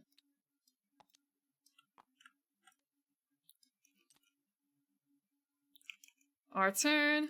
1, 2, 3. I'm pretty certain for this.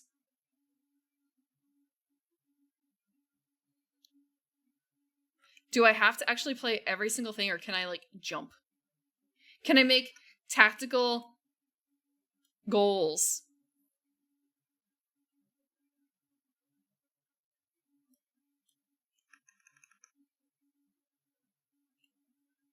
Because they specify only to the next location on the map. I've never played all of Horrified, though, so I don't necessarily know. I'm going to double check in here. Because it feels like to do every single one, it would be kind of a chore. That's a lot of tokens. Versus if I can just be like, yo, I'm going to go place a blue, because that's the farthest away, and then place a yellow in that order, that's way easier. Especially with the amount of tokens I have.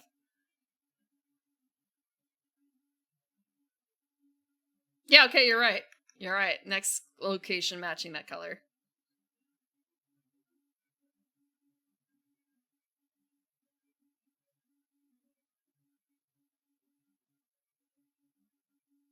Yep.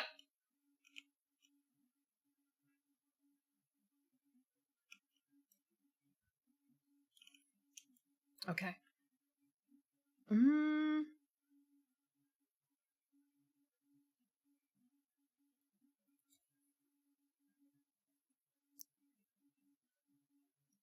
Is there a rule about how many times we can advance? I feel like there is not, and we can just keep theoretically tapping advance as many times as we have spots available to do it. Like, I have to have an action to advance, but I feel like after that I can just spam advance. I think I used like 3 actions to get here. Because we're at the here.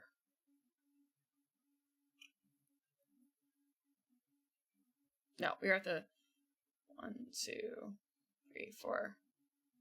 Yeah, I have 2 more actions, I believe. So that means we have at least 2 of each color. So we can play blue.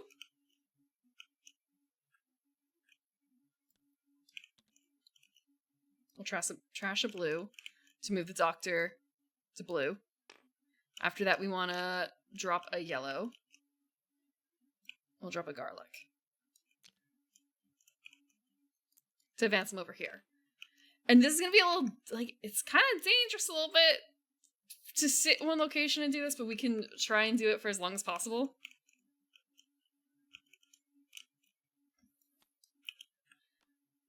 Two items. No here has the... Okay, we don't have to worry about that. So we only have to worry about Freddy, actually. 2.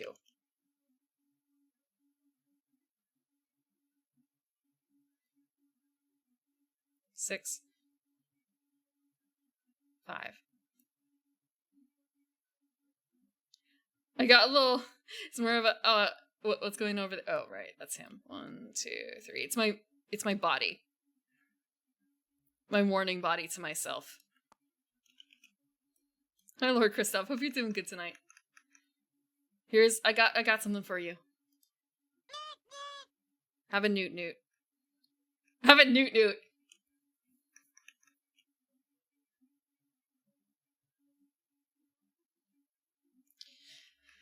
Thank you for that.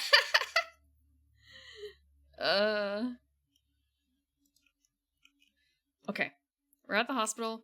It doesn't say anything about having to, like, leave the hospital or, like, you just have to, at the hospital, do the thing. It's a Deku scrub. Okay. So ideally, yellow would be next. So we'll deposit another yellow. Ideally, red would be next. We have so many reds. Get rid of this red. So that's number 2. We don't have any more yellow. So we have to either do red or blue. We only have one more blue. I'm gonna need to move anyway to get stuff. We can use red, so we can use 2.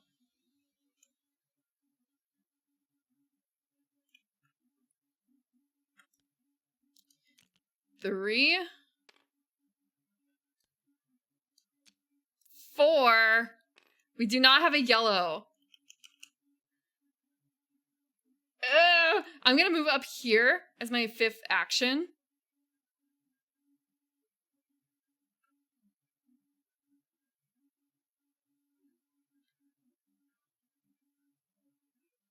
We're gonna do that. We were so close to defeating him too. But I'm gonna need to use more items anyway. I'm gonna need a lot more items. Yeah! Sorry. There's a lot more I could be doing. It's my first time playing through it, though. This version, anyway. 3 items. Franklin at the dungeon. And he wants to go to the cave.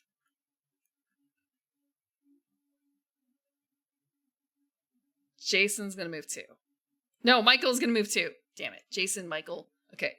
Michael's gonna move too.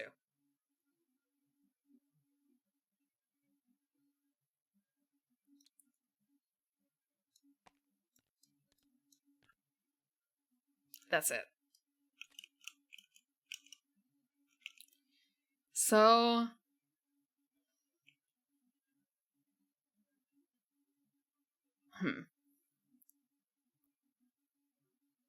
I'm gonna need at least 2 yellows. So I can use 1 action to pick this up.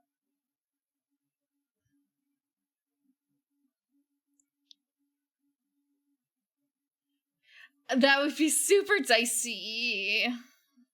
I'm gonna do it. We can actually do it if I also repel. So I'm going to, first action, grab this. Second action, move here. Third action, move here. Fourth action, pick these guys up. Fifth action, move over here. We're going to move, you know what? It's okay. We're just going to move Jason. We're going to use the Dewey on the scene to move Jason a little farther back to give us some breathing space, because if Freddy comes and attacks us, we're fine. Because we are able to defeat him. Jason, we can still get rid of items to deal with him, but I don't want to deal with both of them. You know? Jason, fuck! Michael! Oh. Michael. I'm never gonna remember Michael. I'm going to watch the movie, and I'm not going to remember. I'm going to keep calling him Jason. Everyone, all of them are going to be Jason to me. We're going to watch Scream. I'm going to be talking about Jason.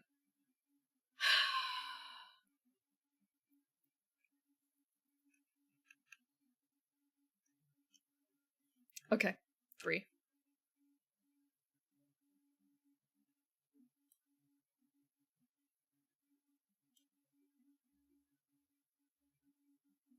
I'm actually going to push him back into the cave.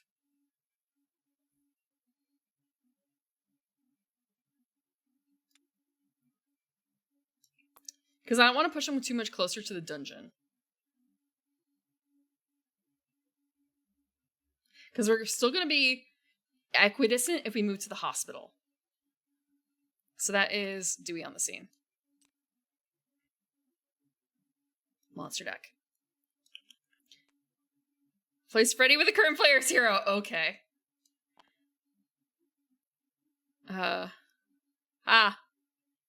But he doesn't do anything else. He just is there. Jason doesn't do anything. Sorry, not Jason. Damn it. Freddy. Freddy doesn't do anything else. Plays Freddy. Freddy does not do anything.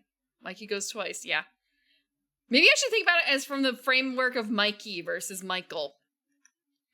Do people call him Mikey? Is that like too familiar? I'm gonna die in my sleep tonight, aren't I? No? Okay. It is too familiar. Fuck. I'm gonna...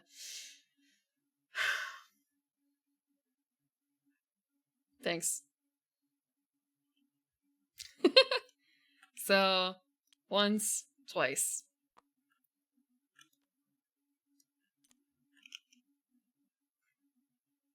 One, two.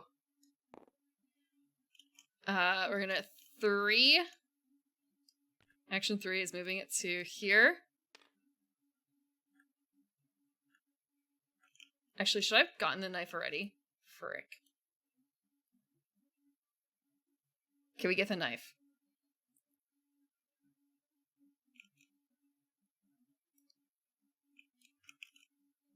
We get the knife.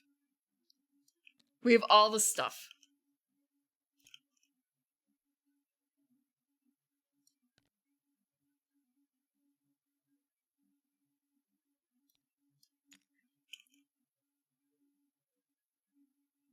Yep. Okay. That was the advance move. 4, 5? I have enough tokens to deal with it. I kind of forgot about what I need for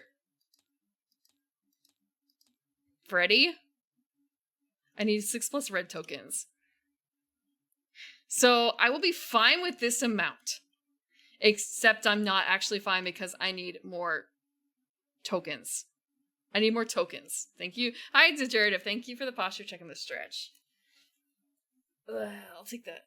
I need more tokens. I need more tokens. Okay. There's a shit ton of tokens on the Institute. I could just go up towards the tower where the dungeon is. Or I could actually just sit in the mansion and grab those items. I think I might do that. That might be the quickest way. I pick up the, wait. Okay. If I just, you know what? No, we're gonna go to the graveyard. I was wrong. I'm gonna go to the graveyard. I'm gonna make them come to me. I'm gonna pick up more tokens. I don't wanna, because the closest I'm gonna get, I have 3 movement, or I've used 3 movements. The closest I'm gonna get is to Freddy, and there's a chance that I could end up getting attacked by both at the same turn, which would not be good. I wouldn't be able to defeat both of them at once. But if I just go to the graveyard, 4 or 5, I will be able to scoop up items and go to the next turn, and then I'm just delaying a lot of stuff. God, how many cards are left in here? I can't tell. Monster deck.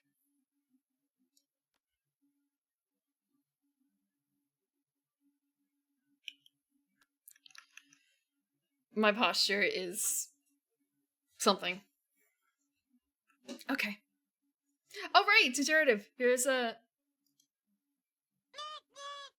You get a newt newt. It's your newt newt.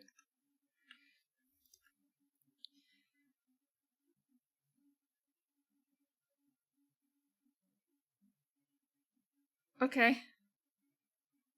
3 items. Yeah. I saw that before I went to bed. It was kind of a, oh my god, it's so cute. It's so cute. Mrs. Voorhees at the camp. Okay.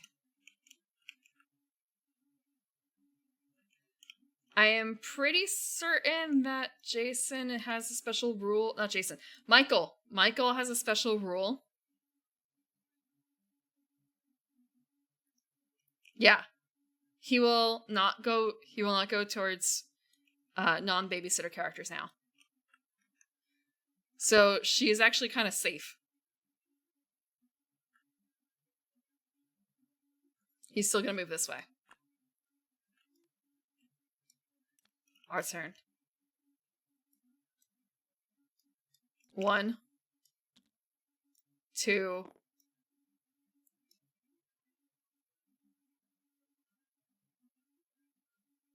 3, 4. Theoretically, we have the knife and everything. All we have to do is use one of each. So I'm gonna use the lowest one because they don't care. 2, 3.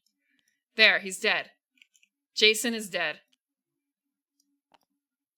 Like, that's it. I don't even have to roll. It's not Jason! Michael! Michael! Michael is dead. Michael is dead. My bad. It's Michael.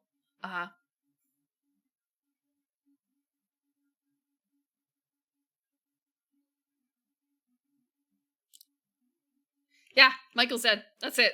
On him.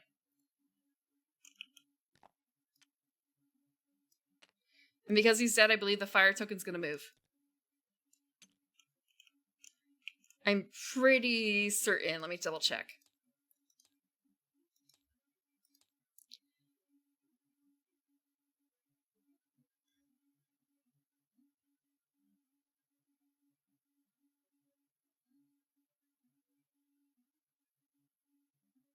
Yep. Like, I don't know if they specifically call it out, but it makes sense given everything. And I believe that was all my actions on here. Next turn. Ow. Monster deck. Nap time. Freddy hangs out with us. Freddy is going to attack. He doesn't move because he's already with us. He already has a delicious target. He is going to attack, and he's going to use 3 dice to do so. This is where it's going to get a little funky, because we haven't actually really dealt with this in a long time.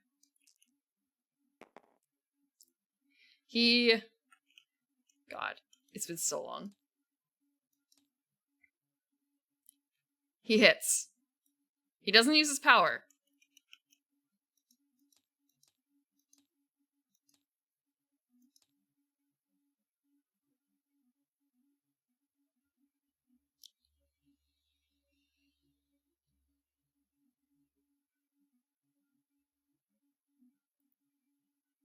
Okay, so he just hits us to put us asleep. So he needed to hit twice, but he only hit once. So we're gonna allow ourselves to get hit. So we're asleep.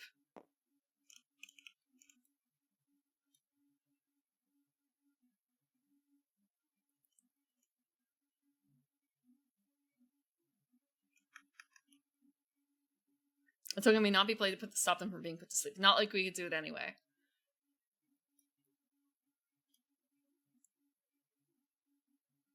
Once asleep, tokens can only be used to save a player from Freddy's attacks in Dreamland, not in the real world.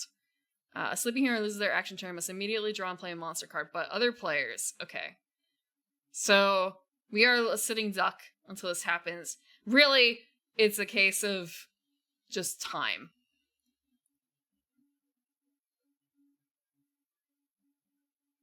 Yeah, okay.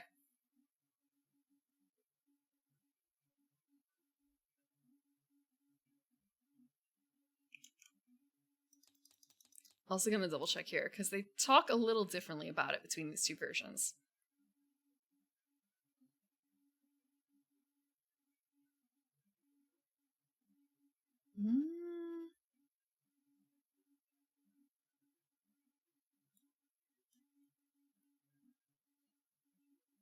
Okay, we're good. So we're asleep. This is fine. He just gets that one attack. He only hit once. Now, we would normally have our turn, but we don't. Actually, what I should do is this. Monster card. 2 items. There's no Jason on the map. However, Freddy gets to move again. He gets to roll with 3. 1. So now he hits us. Except we're going to remove one of our items. We're going to remove the shovel because it does not specify how many.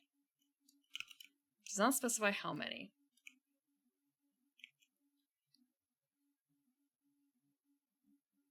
So we're surviving by discarding an item.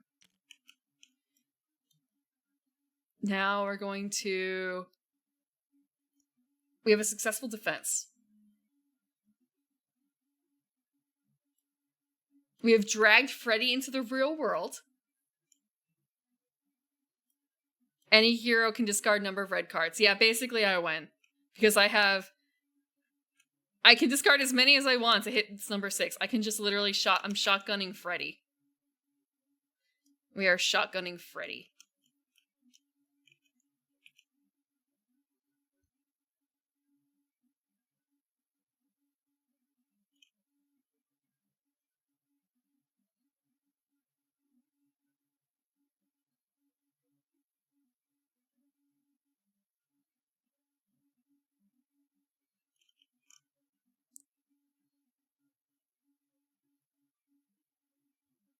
Okay. Sorry, looking at the rules on here versus in here, they don't completely specify. They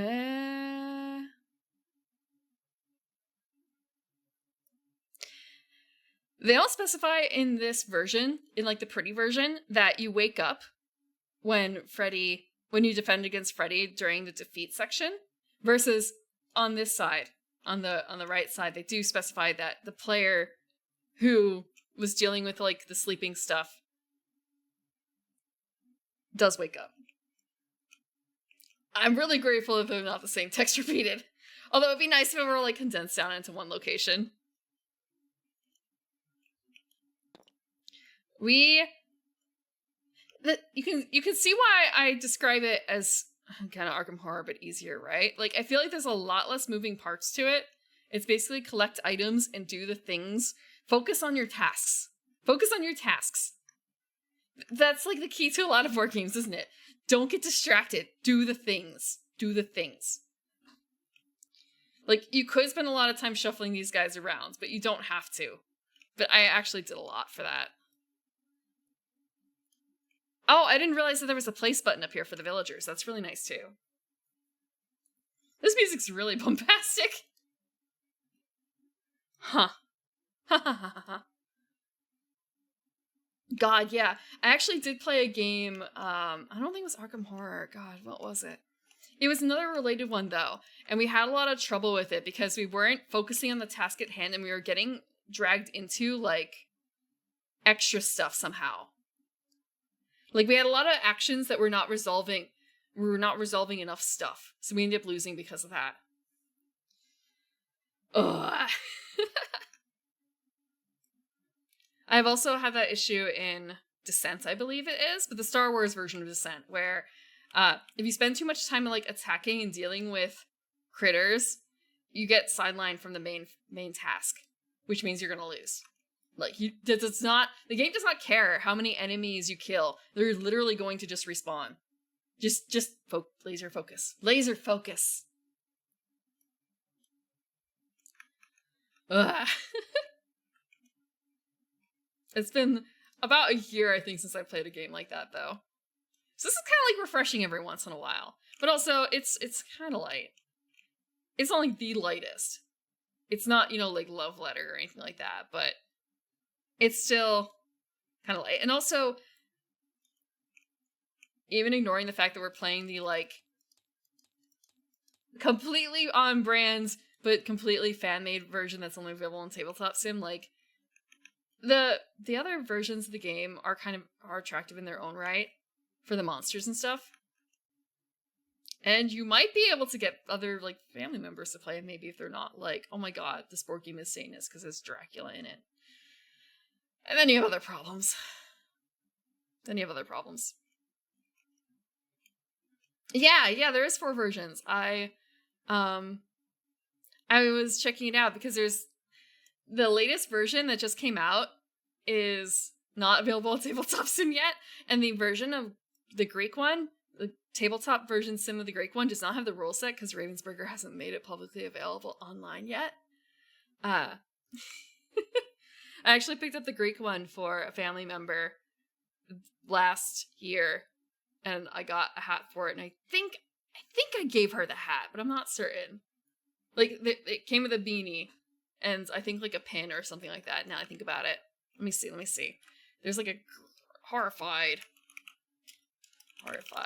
Greek monsters hat pin. Let me see. Maybe I should call it a beanie. Is that better? Yeah, okay, I can show you the beanie. Not like the exact, it's the same beanie. It's just not my photo. Please understand. This is the beanie.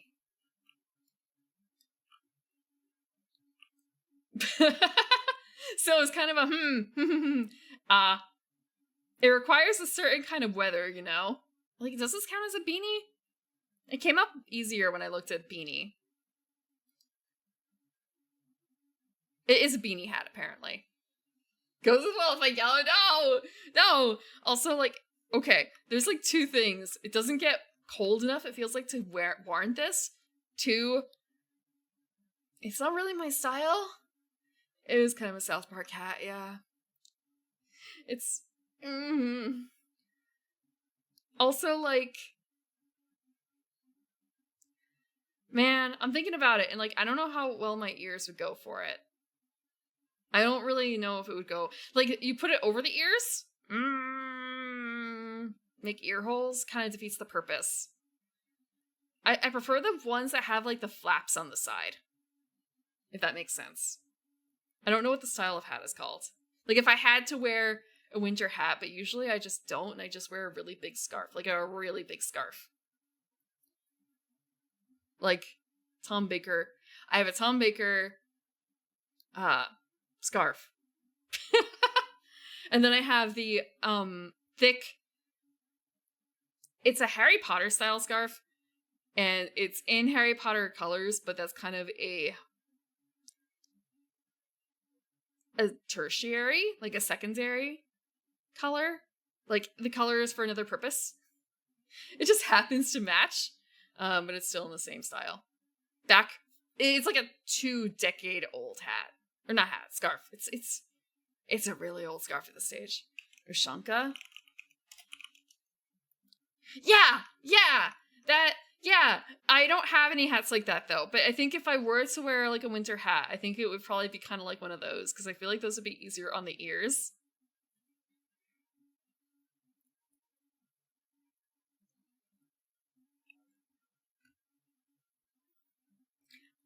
Is there another name for it? It's popular in some anime, too, right? It gives me kind of vibes of Kino's journey. What kind of hat does Kino wear?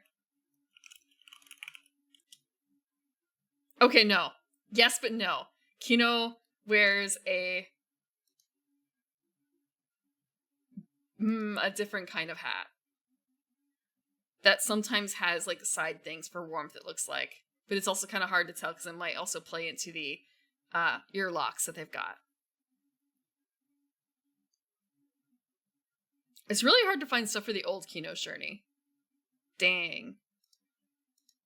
Because I feel like older Kino's journey had the ear fluff bits. The thing is, it really requires you to live in an area where it gets cold to wear a hat like that. And when I lived in hell, it was cold hell. I'm thinking about, what did I wear? Did I wear hats then? I think I just mostly wore really big scarves. I don't remember what I did for hats. I don't remember what I did for hats. But I suffered a lot for fashion then. I suffered a lot for fashion. I could have swore they also had a pin too, but maybe I was wrong on that part.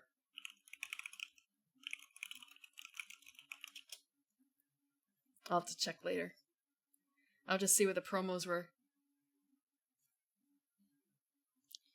And that is Terrified.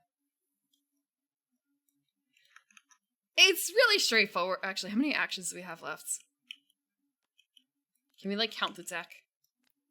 2, 3, 4, 5, 6, 7, 9, 10, 11, 12, 13, 14, 15. 15 more turns. So we have about half the game left, theoretically. Well, a little under half, because it was 32 cards to begin with. So the more players, I feel like it might actually be a little bit more difficult, because you're going through the monster deck a lot quicker, versus we had like 32 individual turns to ourselves to plan. Also, I guess we were playing like the beginner set. Do they have another listing of suggestions? Any 2 monsters, any 3, any 4. Okay. Yeah. So next time I play this, I could play any 2. And we can like mix and match a bit more. Although I don't know when I'm going to play this next. On stream anyway. On stream. Is that really what Chucky looks like in the movie? Like, is that what he's supposed to be from? He wants you for a best friend. I know Chucky's a doll. It's more so just like, no, shrimp. I'm good. I'm shrimping. I'm not shrimping. He looks, kind of cute. I'm never gonna watch it.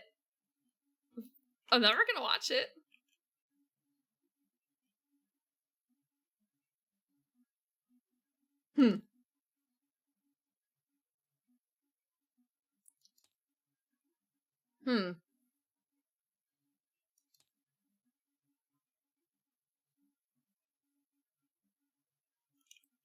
The kid is a hero, huh?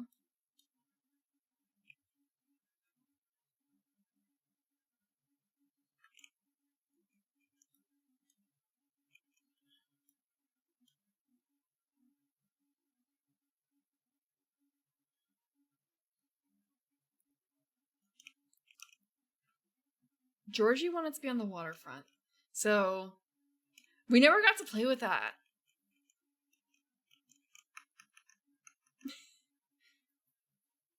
What made him become evil? What? I've never actually read the plot to Chucky. That's one of the Wikipedia articles I did not touch. And it's not like it was too scary or anything. It's just kind of I don't know why I never did.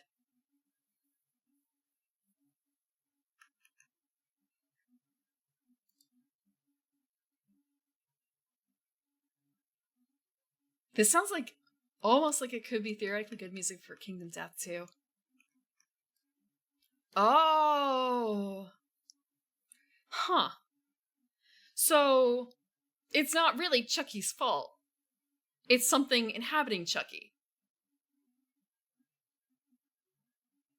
Huh.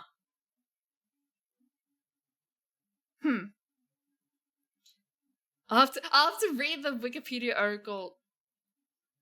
Oh, summer is a better time because there's a lot more daylight out. It's kind of, if I read it now, am I gonna be able to sleep in the morning? But if I wait for light,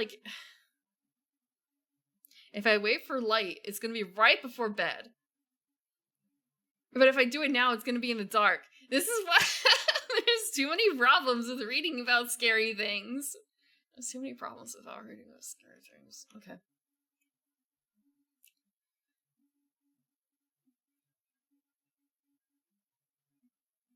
Okay. So the way it works is that we would have to go to the Institute at the docks or here and then guide him. Because we cannot touch the waterfront ourselves. No. It's literally a part of me. It's literally like...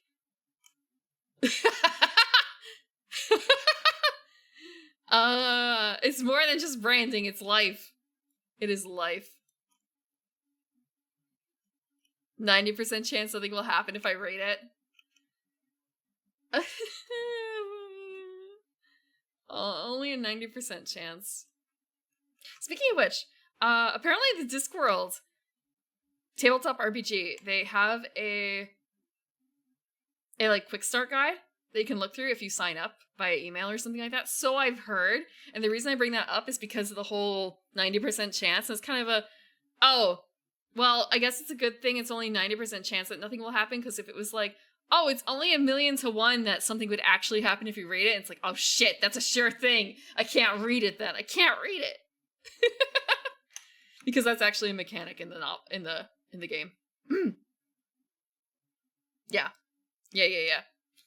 So yeah, if you're interested in Discworld,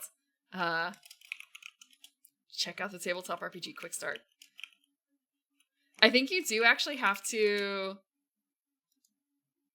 like, subscribe to get it. Do they?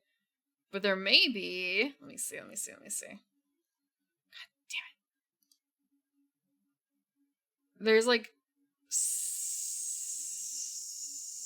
Okay.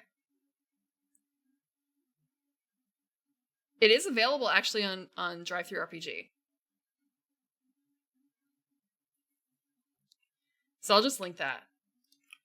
Because I know if you get something from DriveThru, it's got your information in it, right? So even though it's free, it's not really something that should be shared without some scrubbing. And I don't know how to scrub, so... And it's free, so you can just, get it from DriveThruRPG yourself. Or from someplace else. I guess from Modifus itself. Let me see. Then you can get the quick start. And the reason I would suggest that is so that you can, like, help bump up the numbers to show, hey, people are interested in this. Because that's probably good. Oh, it's actually coming to Kickstarter.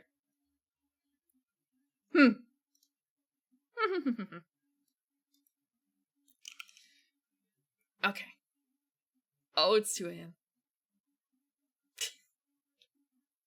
I have a cat to play. Say, placate, they say.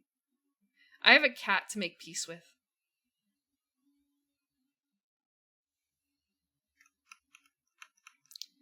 Yeah, it's gonna launch in like half a month? Half a month. No, the cat can wait like 5 minutes. The cat can wait like 5 minutes. What is coming up? What is coming up? Is it here? It is here. Okay. I kind of forgot about this piece of art a little bit. I mostly just say that because I try and use things that are...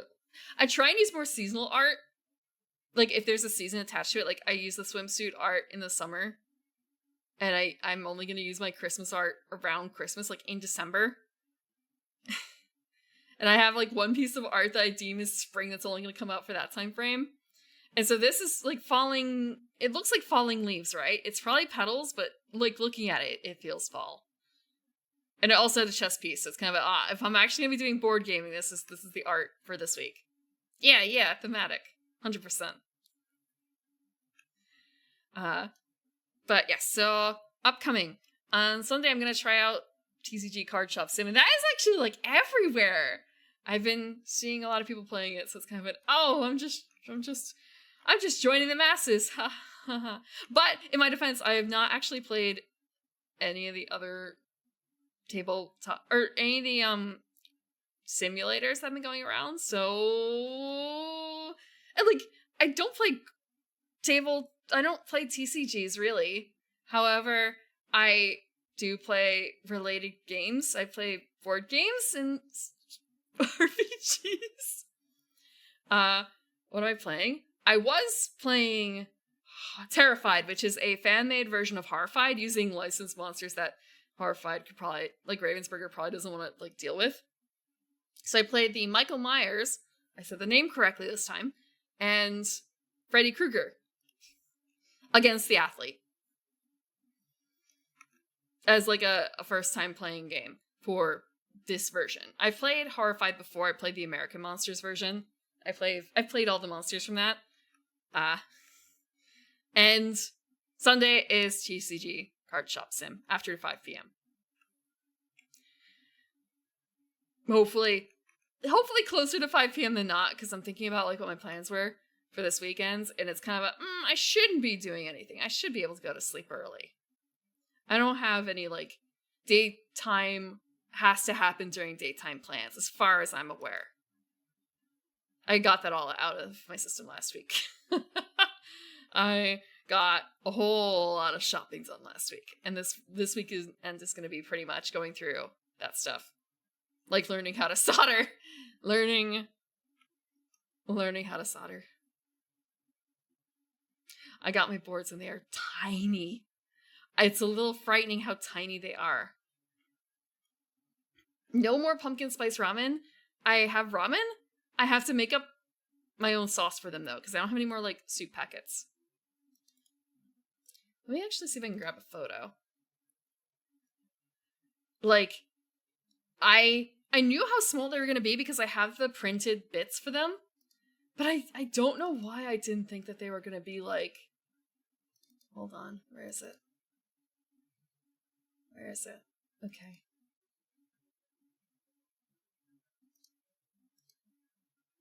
I wonder if I can like do this. Control D? Control F? Is that it? Yeah. Look at how small this is. Okay, maybe you can't like tell the size from here. I assure you, they are shockingly small. I got like 30 of them because that was the minimum order I could do. And then it turns out I fucked up my order anyway. I believe so, yes. I believe they are USB-C. I did pick up a magnifying thingy for it. The problem is that I won't be able to work on these boards yet because, one, I don't have the skill, I feel like, to do it quite yet. And two, so there's a space on here for the IMU model. I don't have those yet. I don't think they've shipped. These came from Hong Kong. I ordered the other boards like a day after, and I've gotten these sooner from Hong Kong. Custom made. The battery, it's kind of a race right now. Which is going to come first? The batteries from China, which are already in the US, or these IMUs from like Europe that, as far as I know, haven't shipped yet. Headphones I can fix? I don't need to fix any headphones because none of my headphones have broken. Not since I started buying ones with separate cords. I have a mod mic that I don't think is broken. I don't really use it anymore. Actually, no, the mod mic is a mic more so than a headphone. It's just attached to a headphone, theoretically. Yeah, no, I've had my other headphones for like over 10 years and they haven't broken. No problem. And this pair is going to hopefully be similar. Tracking hopefully is accurate. Hopefully? I won't know until I actually try it out. And that's going to be some time from now, I'm sure. Simply because I have to solder at least 5 of these and get them working. And that's going to be an adventure. It's going to be an adventure. And also I have to find like a model, I guess. More so like I shouldn't say find a model that works, but like I really don't know anything about like full body tracking at all. So it's going to be an experience. Also, I don't actually have a headset. That might be a bigger problem. It's kind of like, okay, maybe in October, November, I'll see what headsets are available and like decently priced and like take a look at that. I kind of jumped in at the wrong end. A big screen Beyonds. A what now? A big screen Beyonds.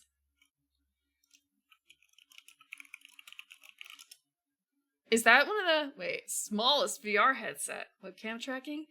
For the head, yeah. I'll have to see. Because there's like 2 different ways to use these sorts of things, right? There's like mocap, like VTubing kind of tracking, or like VR chat tracking. And with the number of these guys that I could theoretically build, I could do like a stupid amount of trackers, but I also actually have to build the I can 3D print the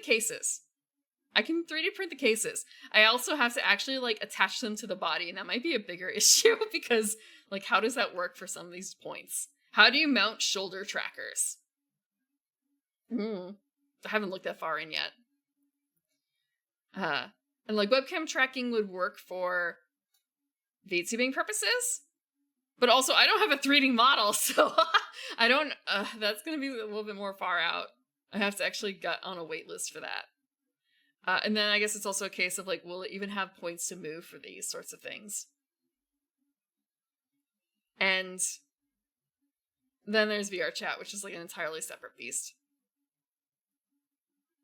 Which I don't have any real experience in, but I guess if I show up to my nephew and be like, hey, actually, no, you know what? I don't have to show up to my nephew. I just demand that he come here and be like, yo, I will give you want some trackers? Here's some trackers. Teach me.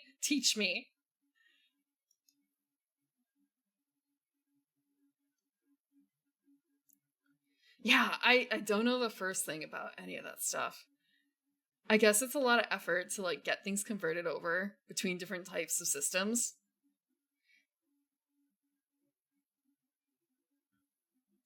I will buy his silence. Also, it's going to be a case of he'll be like, ew, slime VR, no thank you. He could be like that. I don't know. He doesn't have to learn my secret.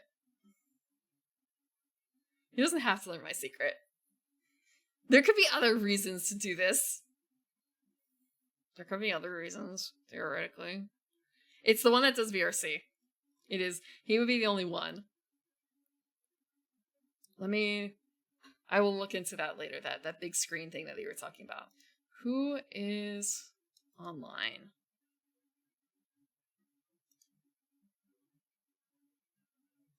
Who is online? And who's going to be up for a bit yet?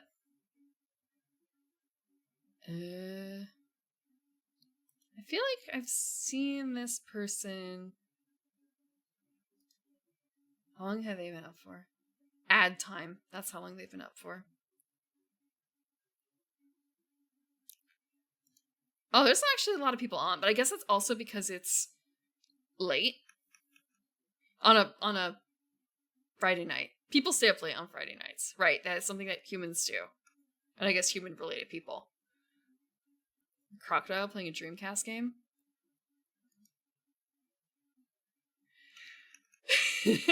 I would say, are they actually a crocodile or are they an alligator? It's 12:17. In the morning? Or afternoon, I should say.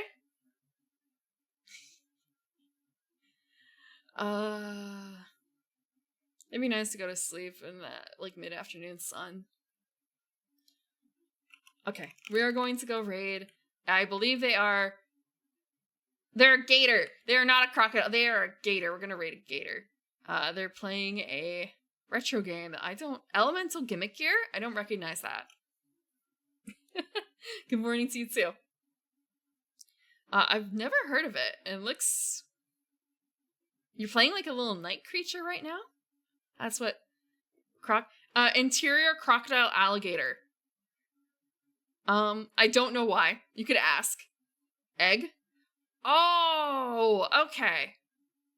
Yeah, because that's what Jay was saying. Like, I see a crocodile playing a Dreamcast game. Abigail Crockham is playing Elemental Gimmick here, which is egg. I know Abigail. I've heard Abigail. Okay, Abigail Crocodilus Mississippianus. That's why it's Crockham. I don't know what a crocodilius. Oh! It's an American alligator! That's why! Okay, now you know.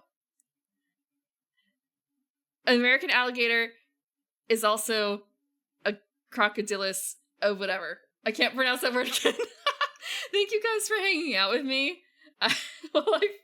While we played Horrified. It may happen again. If you're going to bed, have a good night. If not, have fun with the interior crocodile alligator.